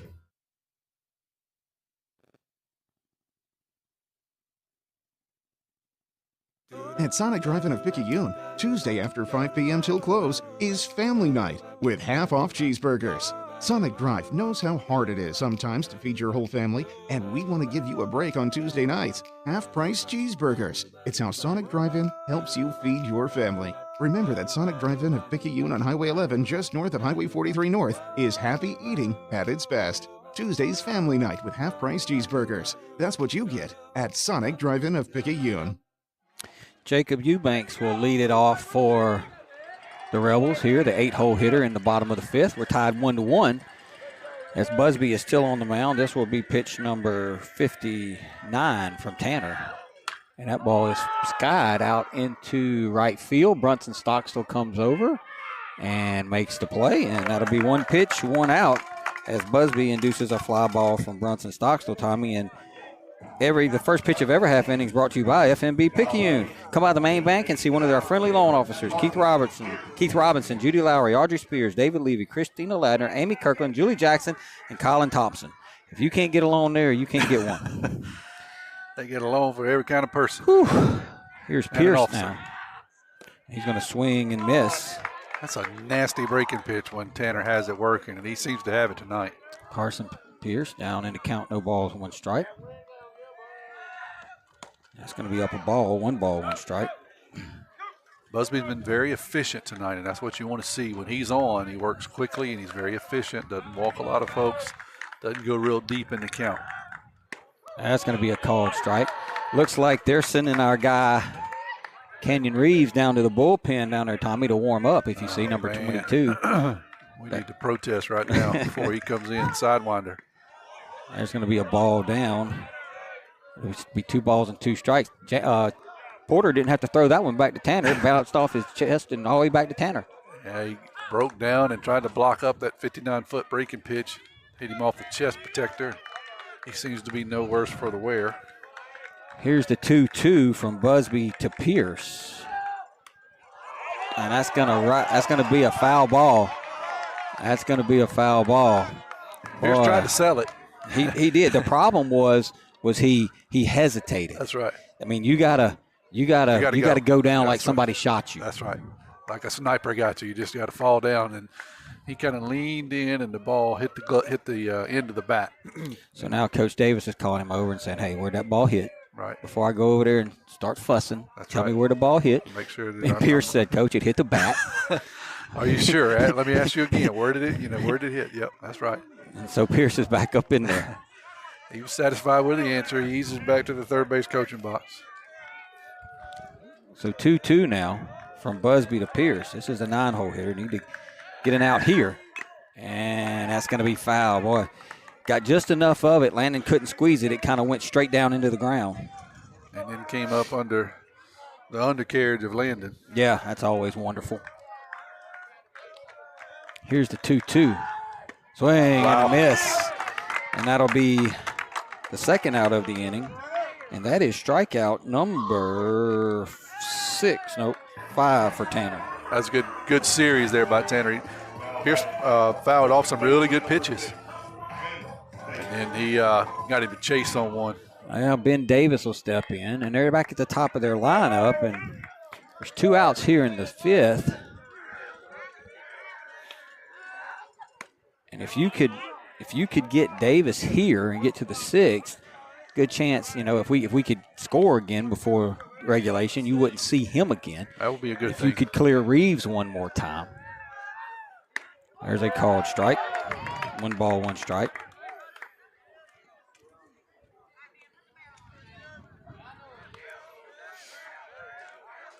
Here's the 1-1 from Busby to Davis, and there's going to be a base hit just out the outstretched arms of Tyler. That was another breaking ball, Tommy, that Davis just stayed on and lined into center field.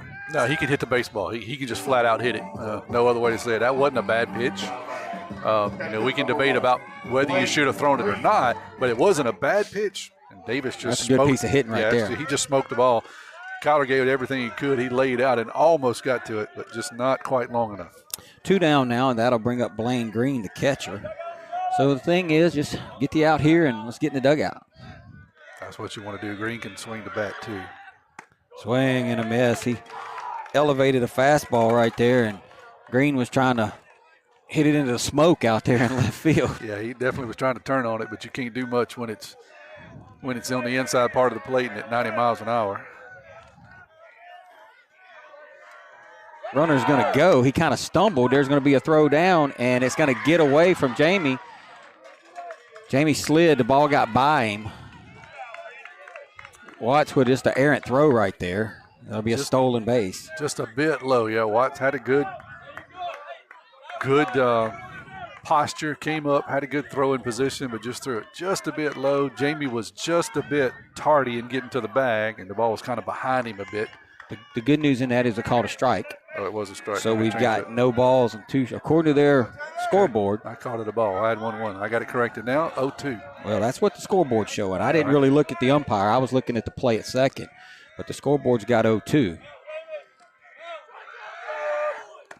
It's going to be up a ball, 1 ball, 2 strikes. Big spot right here. You know, you're getting late in the game now. Tied her down to 6 outs. You know, you don't want to fall behind. You definitely don't want Reeves coming up here with 2 men on. No. Let's avoid that.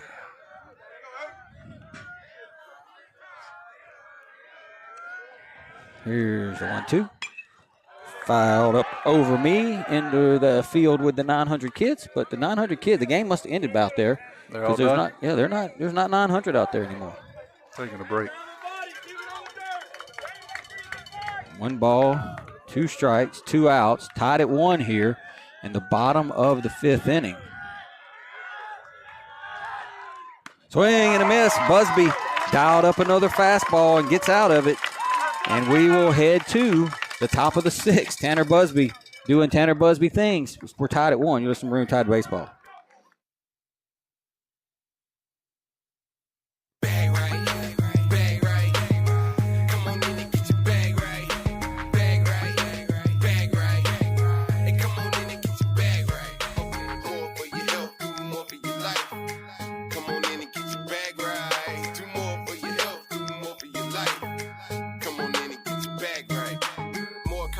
Clinic. Call at 601-749-4939 or visit the website at www.more/Cairo.com. Welcome to the River, where education meets excellence. Join the Wildcat family and dive into our lively campus. Make friends, join clubs, get involved, and create memories. Experience academic excellence with our dedicated faculty. Explore cutting-edge facilities designed for your success. Choose PRCC for an education that shapes your future. Pearl River, where you can roar with champions. We head to the top of the 6th. We're tied at 1 here. The first pitch of every half inning brought to you by your hometown bank, F&B Picayune. Hometown community spirit, hometown community pride, member FDIC. I completely forgot about the Paul's Pastry trivia question. Plus, I don't have my glasses on, so it would be a nightmare for me to try to find one. It'll be Morgan Kraft, Brady Robertson, Landon Watts scheduled here for Picayune. Kraft struck out looking in the first and singled his second at bat, leading off, I think it was the 4th inning, led off with a single. That's right. So he's 1 for 2. So do those butter crunches automatically default to us? Is that how that works? I think that's the way that works. Okay, good. We'll have to start forgetting that more often. So here's McAdory's pitch to Kraft, and that's going to be down a ball, 1 ball, no strikes. And they got some guys down there in the bullpen. We know who it is. It's going to be 22. Here's the 1-0 to Morgan. Morgan swings and hammers that ball out into left field, and that is going to be off the base of the wall. Morgan will head into second base with a leadoff double.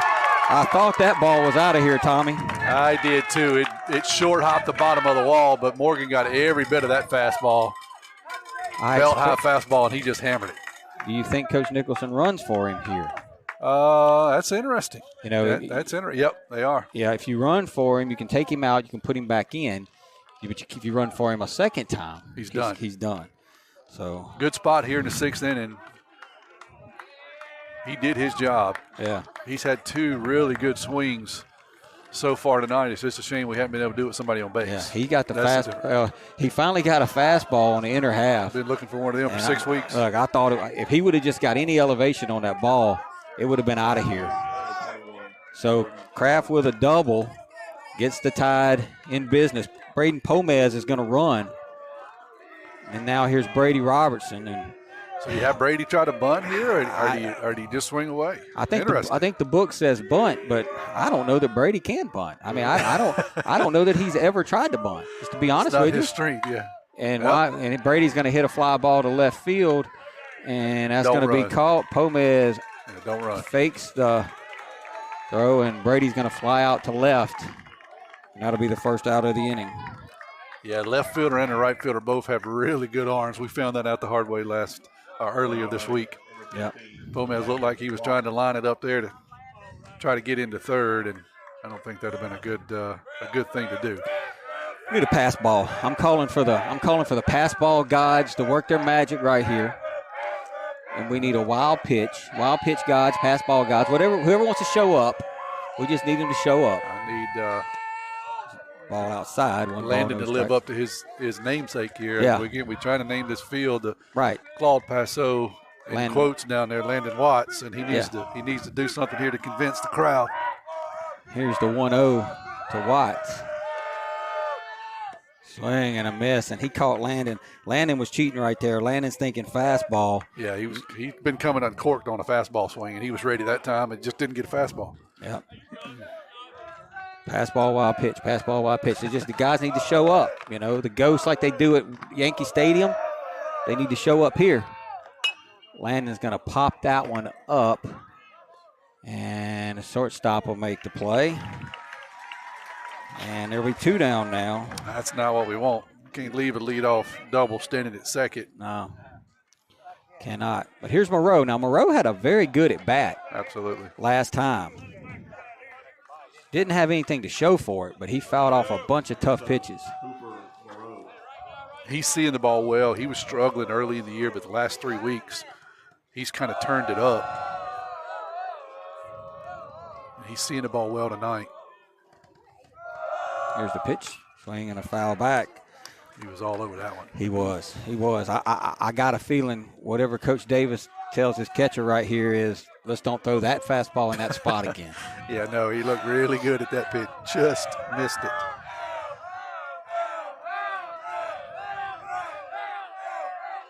No balls, 1 strike. Here's the pitch. That's going to be down a ball. Pomez is going to take off the third. He's going to get thrown out. Pomez is going to get thrown out. And the Tide blow another opportunity, Tommy, with some terrible base running. We will head to the bottom of the 6th. We're still tied at 1.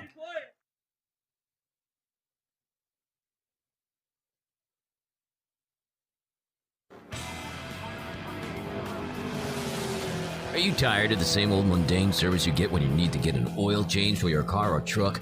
Do you feel like you have to be the first person there to get in line to get your oil changed that day? Tired of having to get up before the chickens to beat the crowd? Well, it's different at Pit Lane Oil Change in Picayune. J.R. Pascal and his Pit Lane crew make sure you are in and out in a timely manner. And you don't need an appointment either. They're open Monday through Friday from 8 a.m. till 5 p.m. and Saturdays from 8 a.m. till 12 noon. The Pit Lane crew inspects your vehicle to make sure the fluids, belts, lights, tire pressure, battery, and wiper blades are in good working order to keep you on the road in your ride. And they will vacuum the inside of your vehicle as a little extra touch from the crew at Pit Lane Oil Change. Come experience for yourself why people keep coming back to Pit Lane Oil Change time after time. They're located at 401 Highway 11 North, just 3 blocks north of East Canal, right by the railroad tracks. You can call us at 601-798-0017. Come experience the difference. Pit Lane Oil Change, your personal pit crew. We head to the bottom of the 6th. The Tide and the Rebels are tied 1 apiece. The Tide have 7 hits, George County 4. Tide have had opportunities, Tommy, just a couple of mistakes here and there, a couple of base running mistakes. A couple of base running mistakes is really what lingers right here, right now. Costly, but the good news is we're still in the game here, 1-1. There's going to be a called strike to Gage Reeves, and the better news is Reeves is batting, but for hopefully the last time, and nobody's on base. That's right. That's exactly right. No balls, 1 strike. Here's the pitch, and that's going to be down a ball, 1 strike. The first pitch you've ever had inning brought to you by your hometown bank, FNB Picayune, with their Picayune Maroon Tide proud. Stop by the main branch at 121 East Canal Street for all your banking needs. Here's the 1-1. Swing and a foul. Reeves kind of lunged at that one. That's a good pitch by Busby. Yeah, when he's on, he has that pitch that starts about thigh high and ends up about your ankles. And it looks like it's going to be a pretty good pitch, and it just falls off the table. And that's what happened to Reeves here. Here's the 1-2. That's going to be ball down, 2 balls and 2 strikes. Busby tried to start that one too low, and it bounced 3 times before it got to the batter's box. I'm out of Dr. Pepper. Well, we got to get this game over with. We can't go into extra innings tonight. No doubt. Here's the 2-2 from Busby to Reeves, and he's going to swing and hit a chopper over towards first. Morgan's going to flip it to Tanner, and that'll be 1 out. And the Tide worked that yesterday. Some PFP, and it paid off today.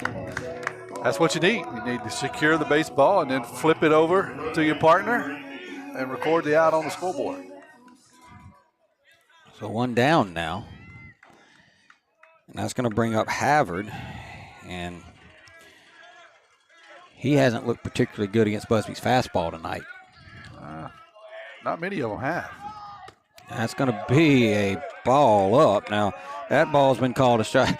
Gatlin Stillman's daddy's stealing my thunder back there. He said, that's been a strike all night. That man knows baseball.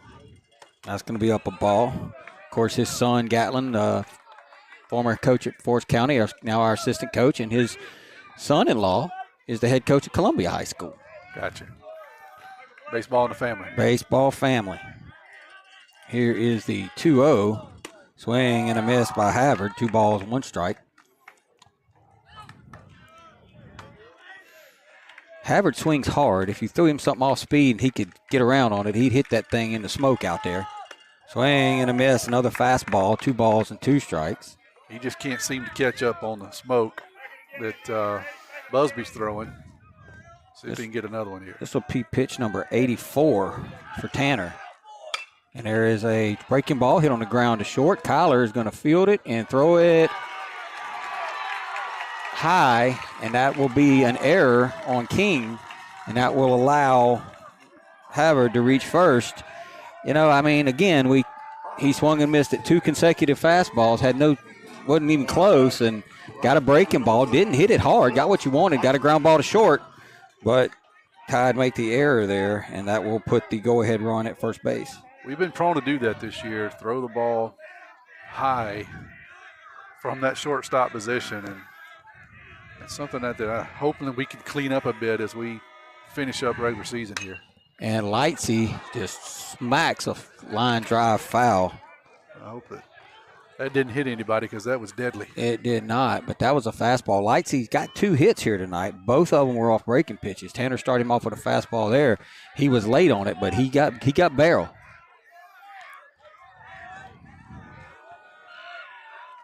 Swing and a miss, no balls and 2 strikes. So you got him down with 2 fastballs. He's 2 for 2 on breaking balls. I don't think I'm throwing him one. And if I'm throwing him one, it ain't nowhere near the strike zone. Yeah, I'd love to see an elevated fastball here if you can get it up there. He just can't seem to catch up. Need to be up high. See if you can get him to chase it. Not that high. Yeah, it was. Not quite that high. You're right. That was over his head. I'm talking about maybe shoulder or letters. I still think he's suspect to it. 1 ball, 2 strikes.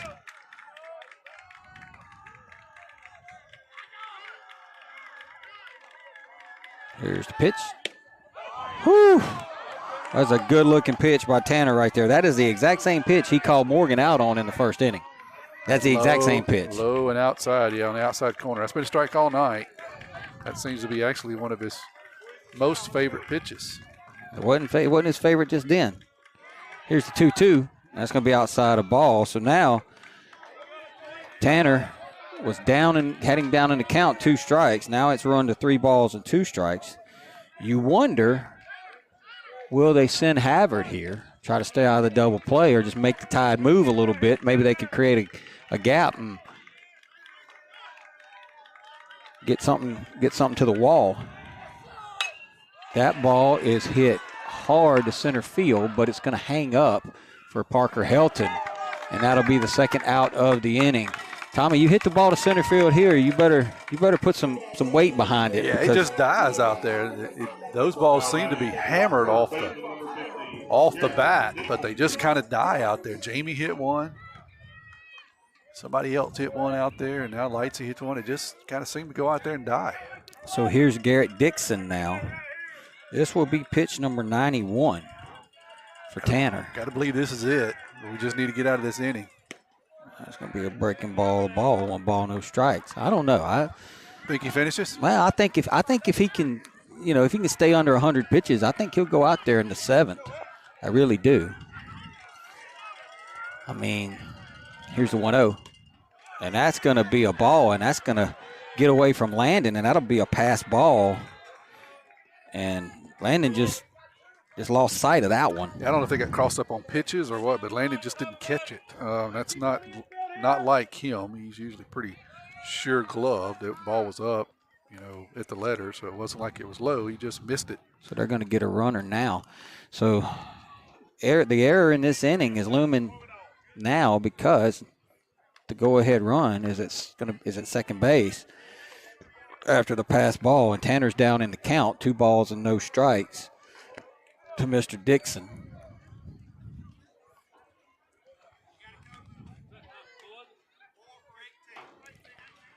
Number 4 is going to be the courtesy runner, and that would be Peyton 18. 4 for 18. Yeah, that'd be Kaylor Havard. So a couple of Havards. They got Havards and Reeves, and yeah, they got several of them. Yeah, I ain't gonna make the change on my game changer. Is this Dixon? Yeah. So now it's 2 balls and no strikes to Dixon, and Tanner's just gonna have to pitch out of this. Dixon hadn't looked good on a fastball tonight. He hit a breaking pitch for Mile earlier tonight, or at the last at bat. Here's the 2-0, so he ain't gonna miss on the breaking ball there. 2 balls and 1 strike. Tanner back into it. Now this becomes a huge pitch in this inning, in this game. Tanner can even the count here. Feel like he's back in the fight. And he just gets a little soft dribbler off the bat. Morgan's going to pick it up and step on the bag, and what a job by Tanner Busby. Coach Nicholson's going to have a conversation with his team. We're going to go to the 7th inning, and it is still tough and tight here in Loosedale. 1-1. You're listening to Maroon Tide Baseball.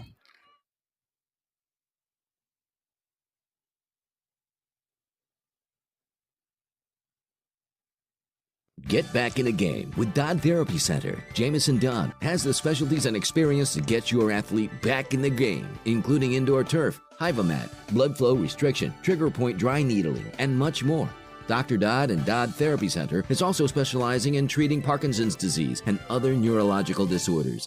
Give Dodd Therapy Center a call at 769-242-2636 or visit us at 405 Memorial Boulevard in Picayune and get back in the game.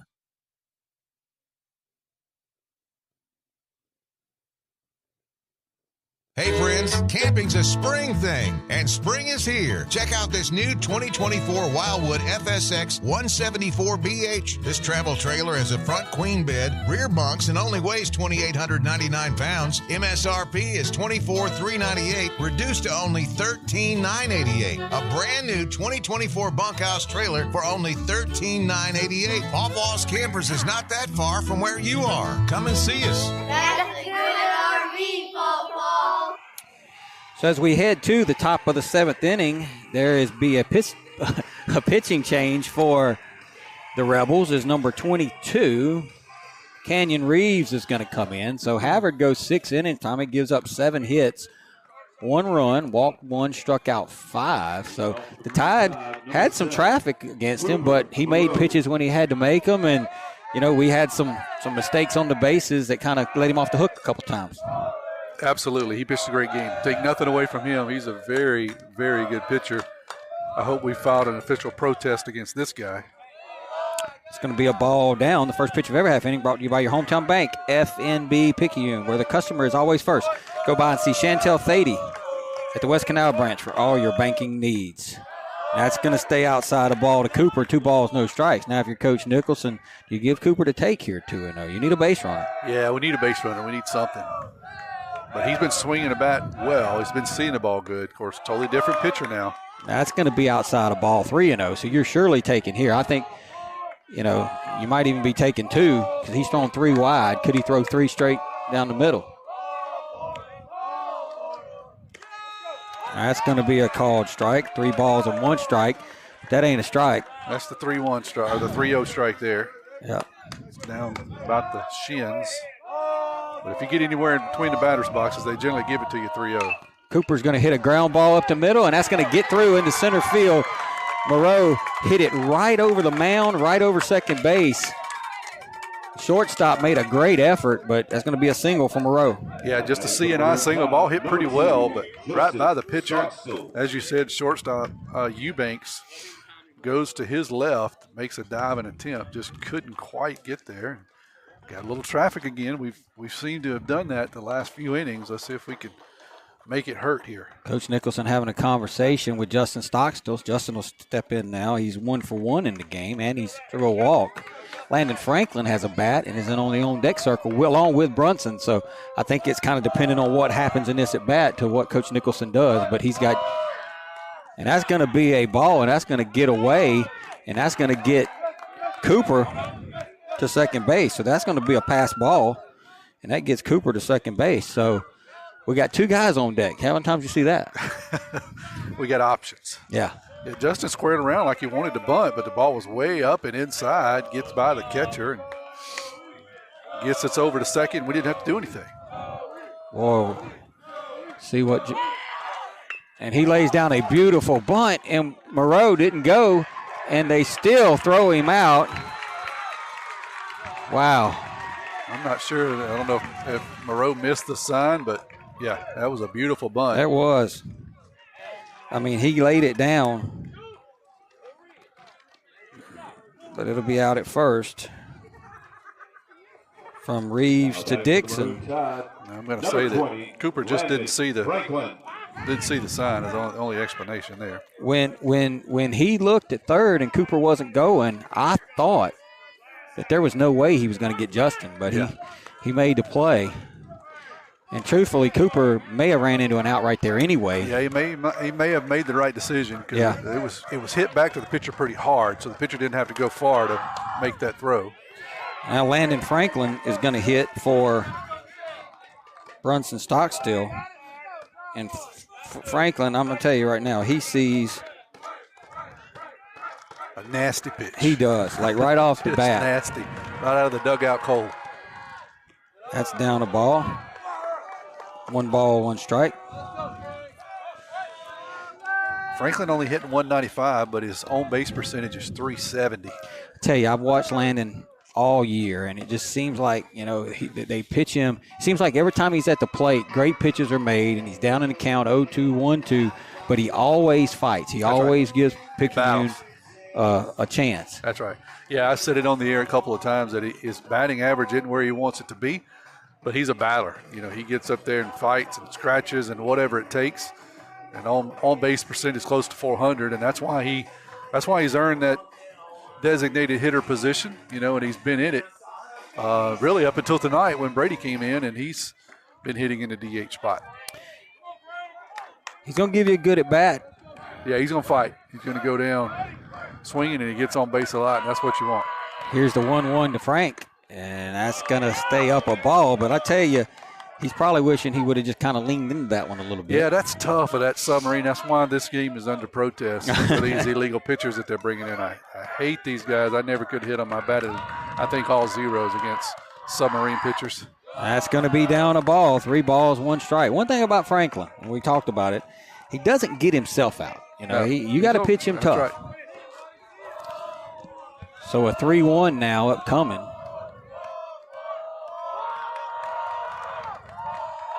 Be nice to turn the lineup over. And there is a high chopper. Third baseman's going to field it and throw Franklin out. But there'll be 2 down now. That does get Moreau over to third. But as you said, 2 outs. Yeah. So Helton is 3 for 3. Well, we need 1 more. Yeah, we do. One more from Petey here. All right, now we could go for a pass ball, but it's tricky here at this field because a little short backstop with them bricks. Yeah. So here's Helton. Gonna foul one off. No balls, 1 strike. Boy, you would love to see. Well, of course, if he can get on with a hit, we'll take the lead. But just him to get on any kind of way, because Kyler is due. That's right. Yeah, he hit a ball hard last at bat. I think that's the one that Brunson left a little early on. Yeah. Parker Helton, boy, right back to the pitcher, and George County gets out of it again as Picayune just inability to do anything with somebody on base, but you can't take anything away from Helton. He hit it as hard as you can. He did. He just hit it right back at him. Right at the pitcher. Busby's headed back to the mound. We'll go to the bottom of the 7th. We're tied at 1.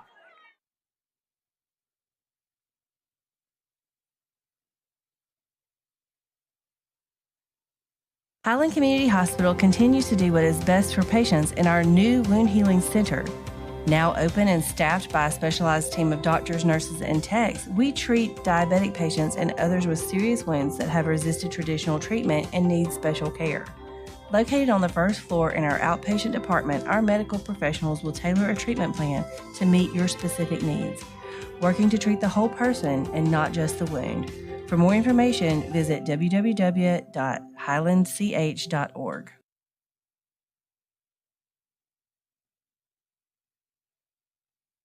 Looking for a gym to help you become a healthier you? The Gym at Picayune is the place to be with its large open facility, modern equipment, and knowledgeable staff led by owner and operator Edgar Woods. The Gym at Picayune offers a variety of workouts and classes to meet your specific needs with 24/7 access. The gym accepts silver sneakers, which is available at no cost for adults 65 plus through select Medicare plans. More space, more equipment, more growth. The Gym at Picayune. Big Andrew Nielsen's going to lead off the 7th here as a pinch hitter for Alex Wade. Nielsen hitting .241 on the year for the Hornets. Busby, and they're going to ask for time. He was the pitcher the other night, and he's a big dude. He is. Well, Tommy Picayune has had every opportunity to score more than one run in this game, and now it's going to be up to Tanner. There's a swing and a miss, and the first pitch of every half inning is brought to you by your hometown bank, FNB Picayune, where hometown means the best service around, with 4 locations to service you in the Picayune area: East Canal, West Canal, Cooper Road, and Memorial Boulevard. Swing and a miss. No balls and 2 strikes. Pitch number 96 for Tanner Busby. Just as Picayune asked Frank to do something hard, they've kind of asked Nielsen here to do something hard. George County come off the bench cold and swing a bat against Busby. Swing and a foul back. It'll stay no balls, 2 strikes. So the Tide going to have to try to force extra innings here. Tide have out hit them 8-4. We've had several opportunities.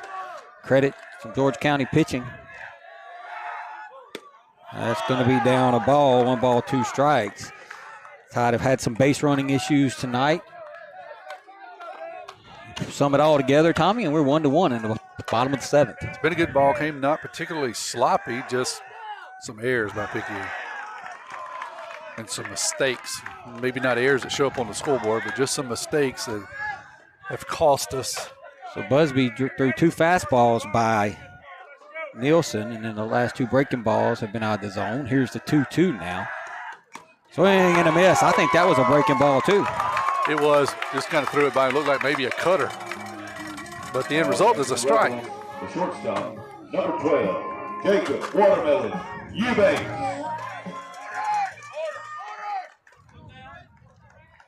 Got to bring up Eubanks now. The unfortunate thing about if we go to extras is we're going to see Davis and Reeves again at the plate, more than likely. Yeah, we was trying to put this thing away and not have to see them, and also get on Carey's overtime clock. Yep, that's a ball upstairs, 1 ball, no strikes.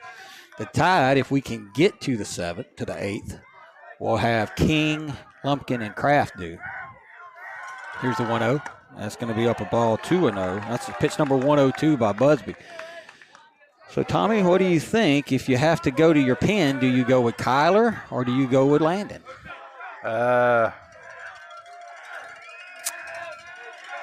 2 balls, no strikes. Here's the pitch. Called strike. 2 balls, 1 strike. I mean, we're going to have to go to our pen if we get to another inning. Yeah, I don't think you can ask Landon to come back. What, he threw 4 the other night? Yeah, his pitch count was low, but I don't think there's a foul back. I think it would have to be Kyler. Yeah, I just don't think you could ask Landon to do that on 2 days rest. That's a lot. It would have to be Kyler. You'd have to move Brunson to shortstop, probably put Turner Pugh in right field. If we get to that point. We're doing a lot of speculating. Here's a 2-2. Swing and a miss. Good breaking pitch there by Busby. He's still got it here. Around the century mark on his pitches, and he's still got it. Still looking sharp. Pitch number 105 right there for Busby. And that is strikeout number 8.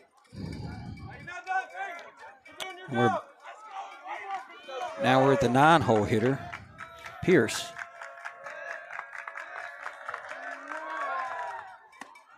That's going to stay up a ball. 1 ball, no strikes. Carson Pierce, he is 0 for 2 tonight.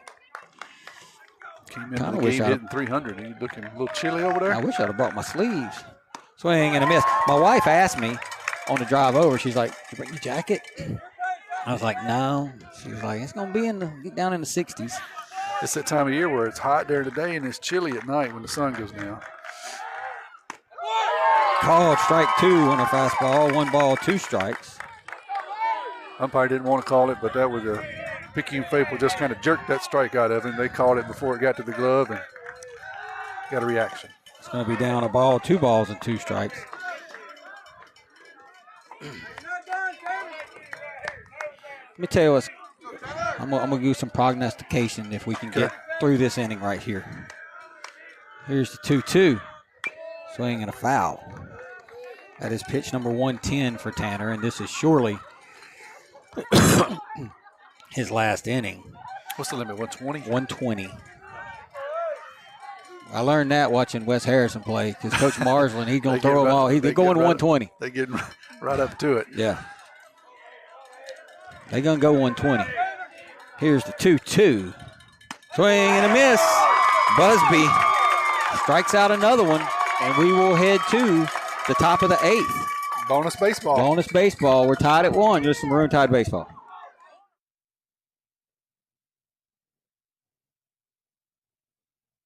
Locally owned and operated, First Place Express Car Wash in Picayune would like to say a huge thank you to their loyal customers. Both locations, Highway 11 North just past Coast Electric and on Highway 43 South just a quarter-mile east of I-59 at Exit 4, now have new hours. 7:30 a.m. to 7 p.m. and 9 a.m. to 5 p.m. on Sundays at the Highway 43 location. Get the early bird special Monday through Thursday. Remember, when it comes to your vehicle's shine, First Place Express Car Wash in Picayune will have you saying, if it doesn't shine, it ain't mine.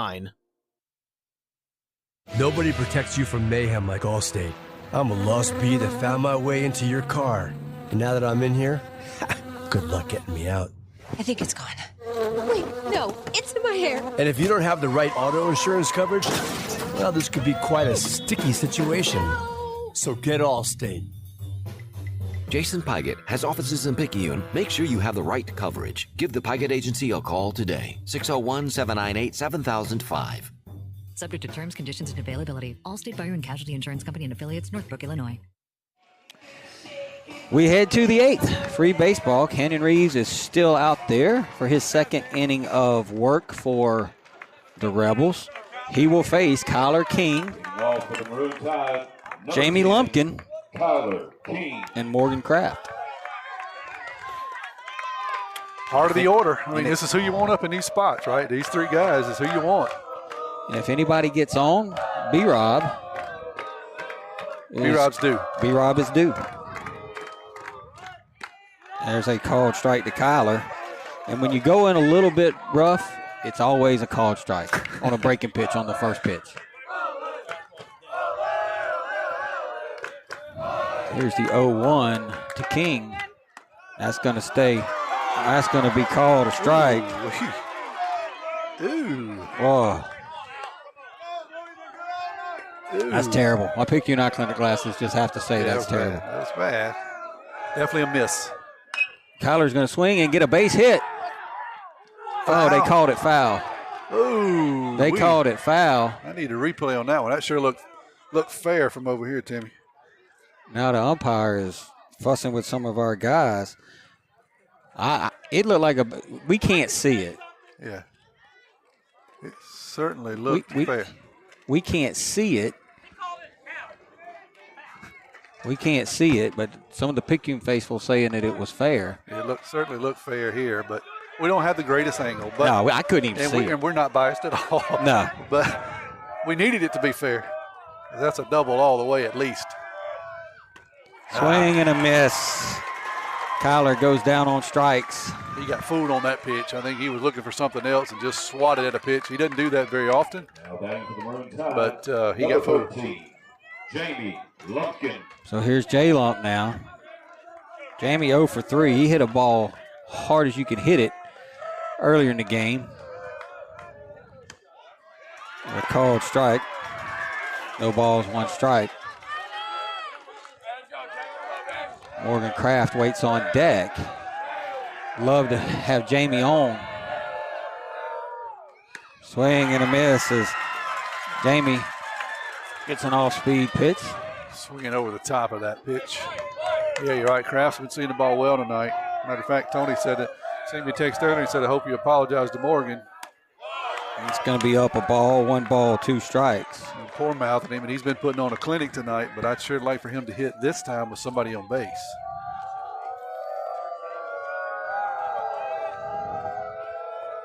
Here's the 1-2. And that's going to stay outside the ball. 2 balls and 2 strikes. 23. No, Gat, my bad. 22. Sorry, folks. Here's the 2-2 to Jamie. That's going to be outside the ball. 3 balls and 2 strikes. So Jamie back in it here. He just got to find a way, Tommy. Running the pitch count up. Seeing some pitches. Giving Morgan a chance to see some pitches from the on-deck circle. And Jamie's going to sky it out into short left field. And the shortstop will make the catch. That was 24. And that'll be the second out of the inning as Lumpkin pops out to Eubanks. Morgan Kraft. So here's Morgan now, and it's pretty simple. Morgan's got to take the first pitch because after Reeves throws 1 pitch, his second pitch, he'll be burnt for tomorrow. So Morgan can't swing it. 25 or more, right? More than 25. More than 25. So Morgan's going to have to lay out. That's called strike. That is pitch number 25. Come on, Mo. So a no ball. little strategery there, Yep. and now you got to swing away. Kraft 2 for 3 tonight. That's outside the ball. Kraft struck out looking his first at bat. He was shaking his head, not agreeing with the call, and then he singled and had a double. It's 2 for 3. And he's waiting on a 1-1. And that's going to be outside the ball. 2 balls and 1 strike.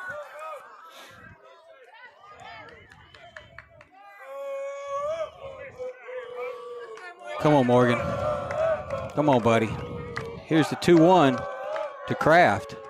And that ball is hammered to center field, but boy, right at Gage Reeves. He didn't fool Morgan, Tommy. He smoked it, but right to Reeves, and that'll do it for the Tide here in the 8th. We're still 1-1. You listen to Maroon Tide Baseball.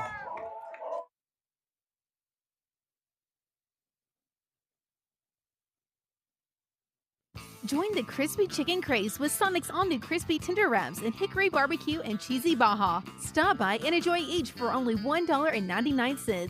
Sonic's crispy tender wraps include all white meat, melted shredded cheddar cheese, and lettuce. The hickory barbecue has additional hickory sauce, and the cheesy baja has an added zesty cheese sauce, and both are wrapped in a warm tortilla. Try one today at Sonic Drive-In on Highway 11 North in Picayune. Go ahead, push that red button for happy eating at its best.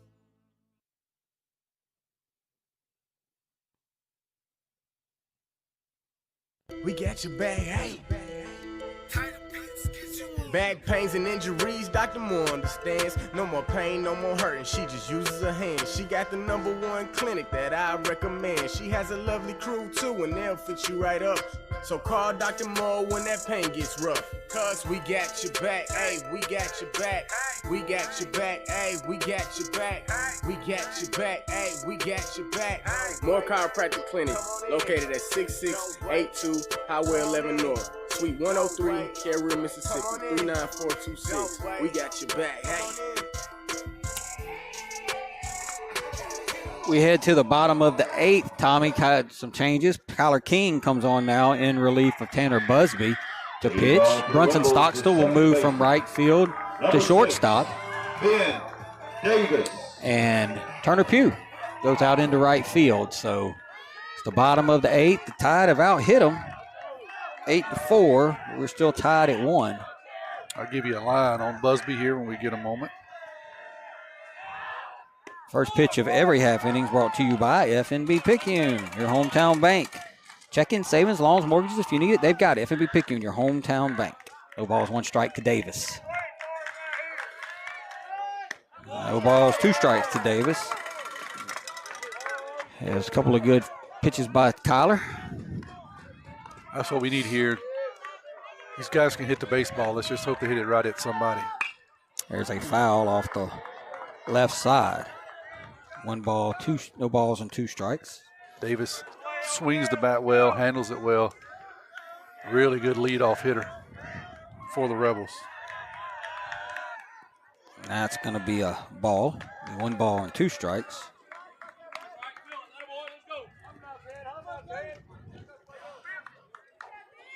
Good baseball game, Tommy. No matter what happens, man. Yeah. Good baseball game. Both teams have fought. 2 really good teams going at it here.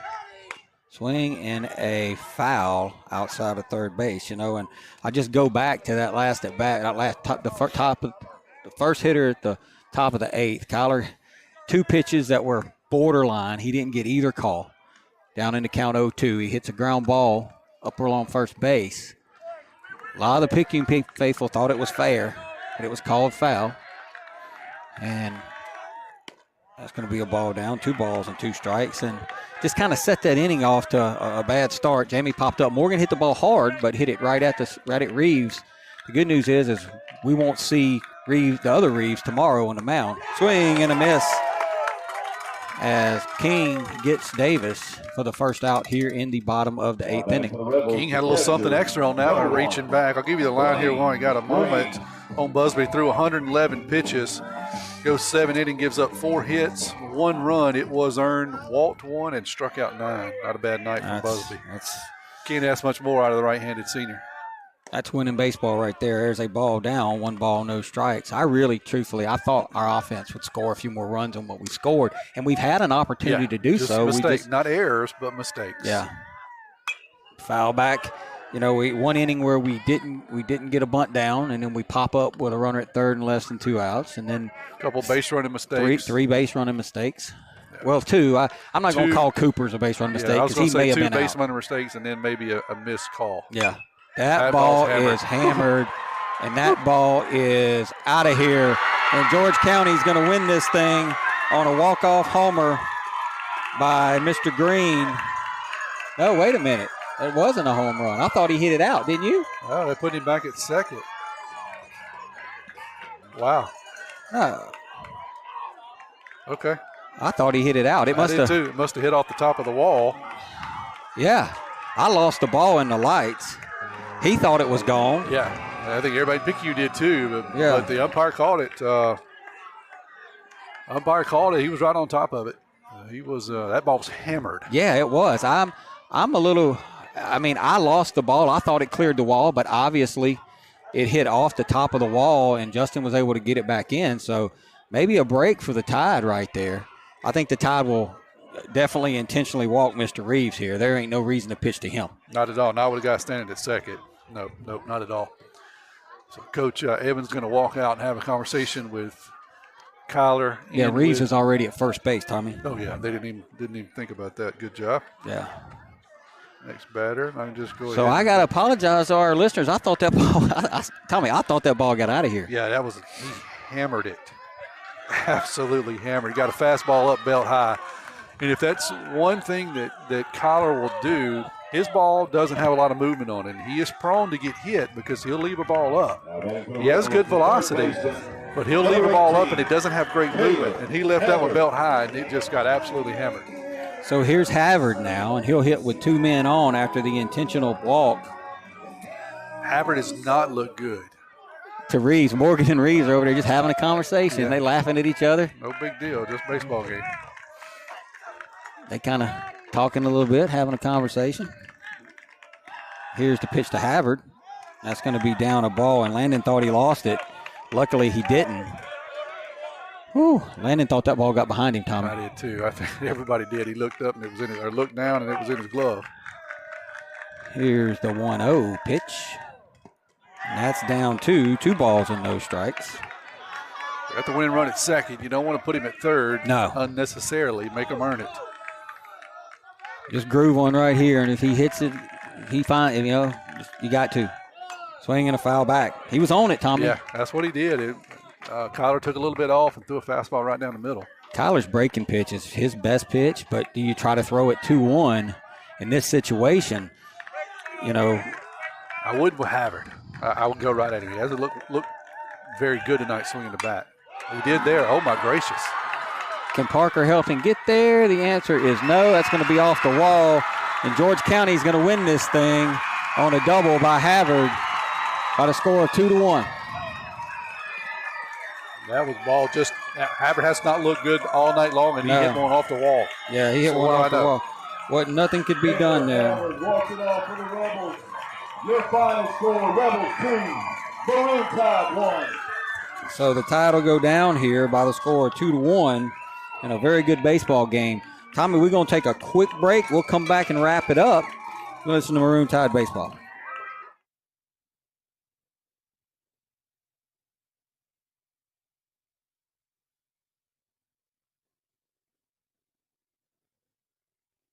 Get back in a game with Dodd Therapy Center. Jamison Dodd has the specialties and experience to get your athlete back in the game, including indoor turf, Hyvamat, blood flow restriction, trigger point dry needling, and much more.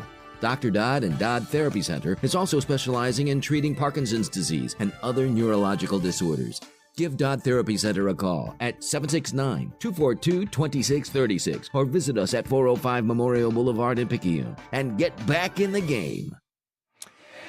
Well, Tommy, Picayune fought hard all night and had several chances to win this baseball game, and you got to give George County credit. They made pitches and plays when they had to make it, and in the 8th inning, they just teed off on a couple of balls, and they win this thing by the score of 2-1. And, you hate to say wasted outing, but, boy, what an outing by Tanner Busby that just got wasted. Yeah, you're right. You hate to say wasted outing because Picayune played good. They just made a few mistakes, and then George County hit the ball when they needed to. So you can't take anything away from them. You clearly can't hold your head down low because two really good baseball teams went after each other tonight. Picayune battled back the other night and won the game, and tonight it was a pitcher's contest, Yep. And Busby, it's a shame for Busby because, man, what an outing from him. Let me give you his numbers one more time. 7 innings, 4 hits, 1 run. It was earned.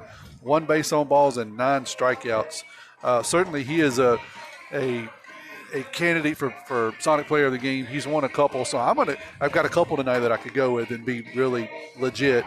I'm going to give an honorable mention to Kraft. He goes 2 for 4 tonight, strikes out once, and then has 2 hits, and then another ball that was hit hard just right at the center fielder. But I'm going to give it to Parker Helton, man. He goes 3 for 4, drives in the only run tonight for the Tide, and just saw the ball well all night. So not a bad performance by the Tide. He hit the ball pretty well. McAdory, he can throw the baseball. Yeah. He's good. These guys are good.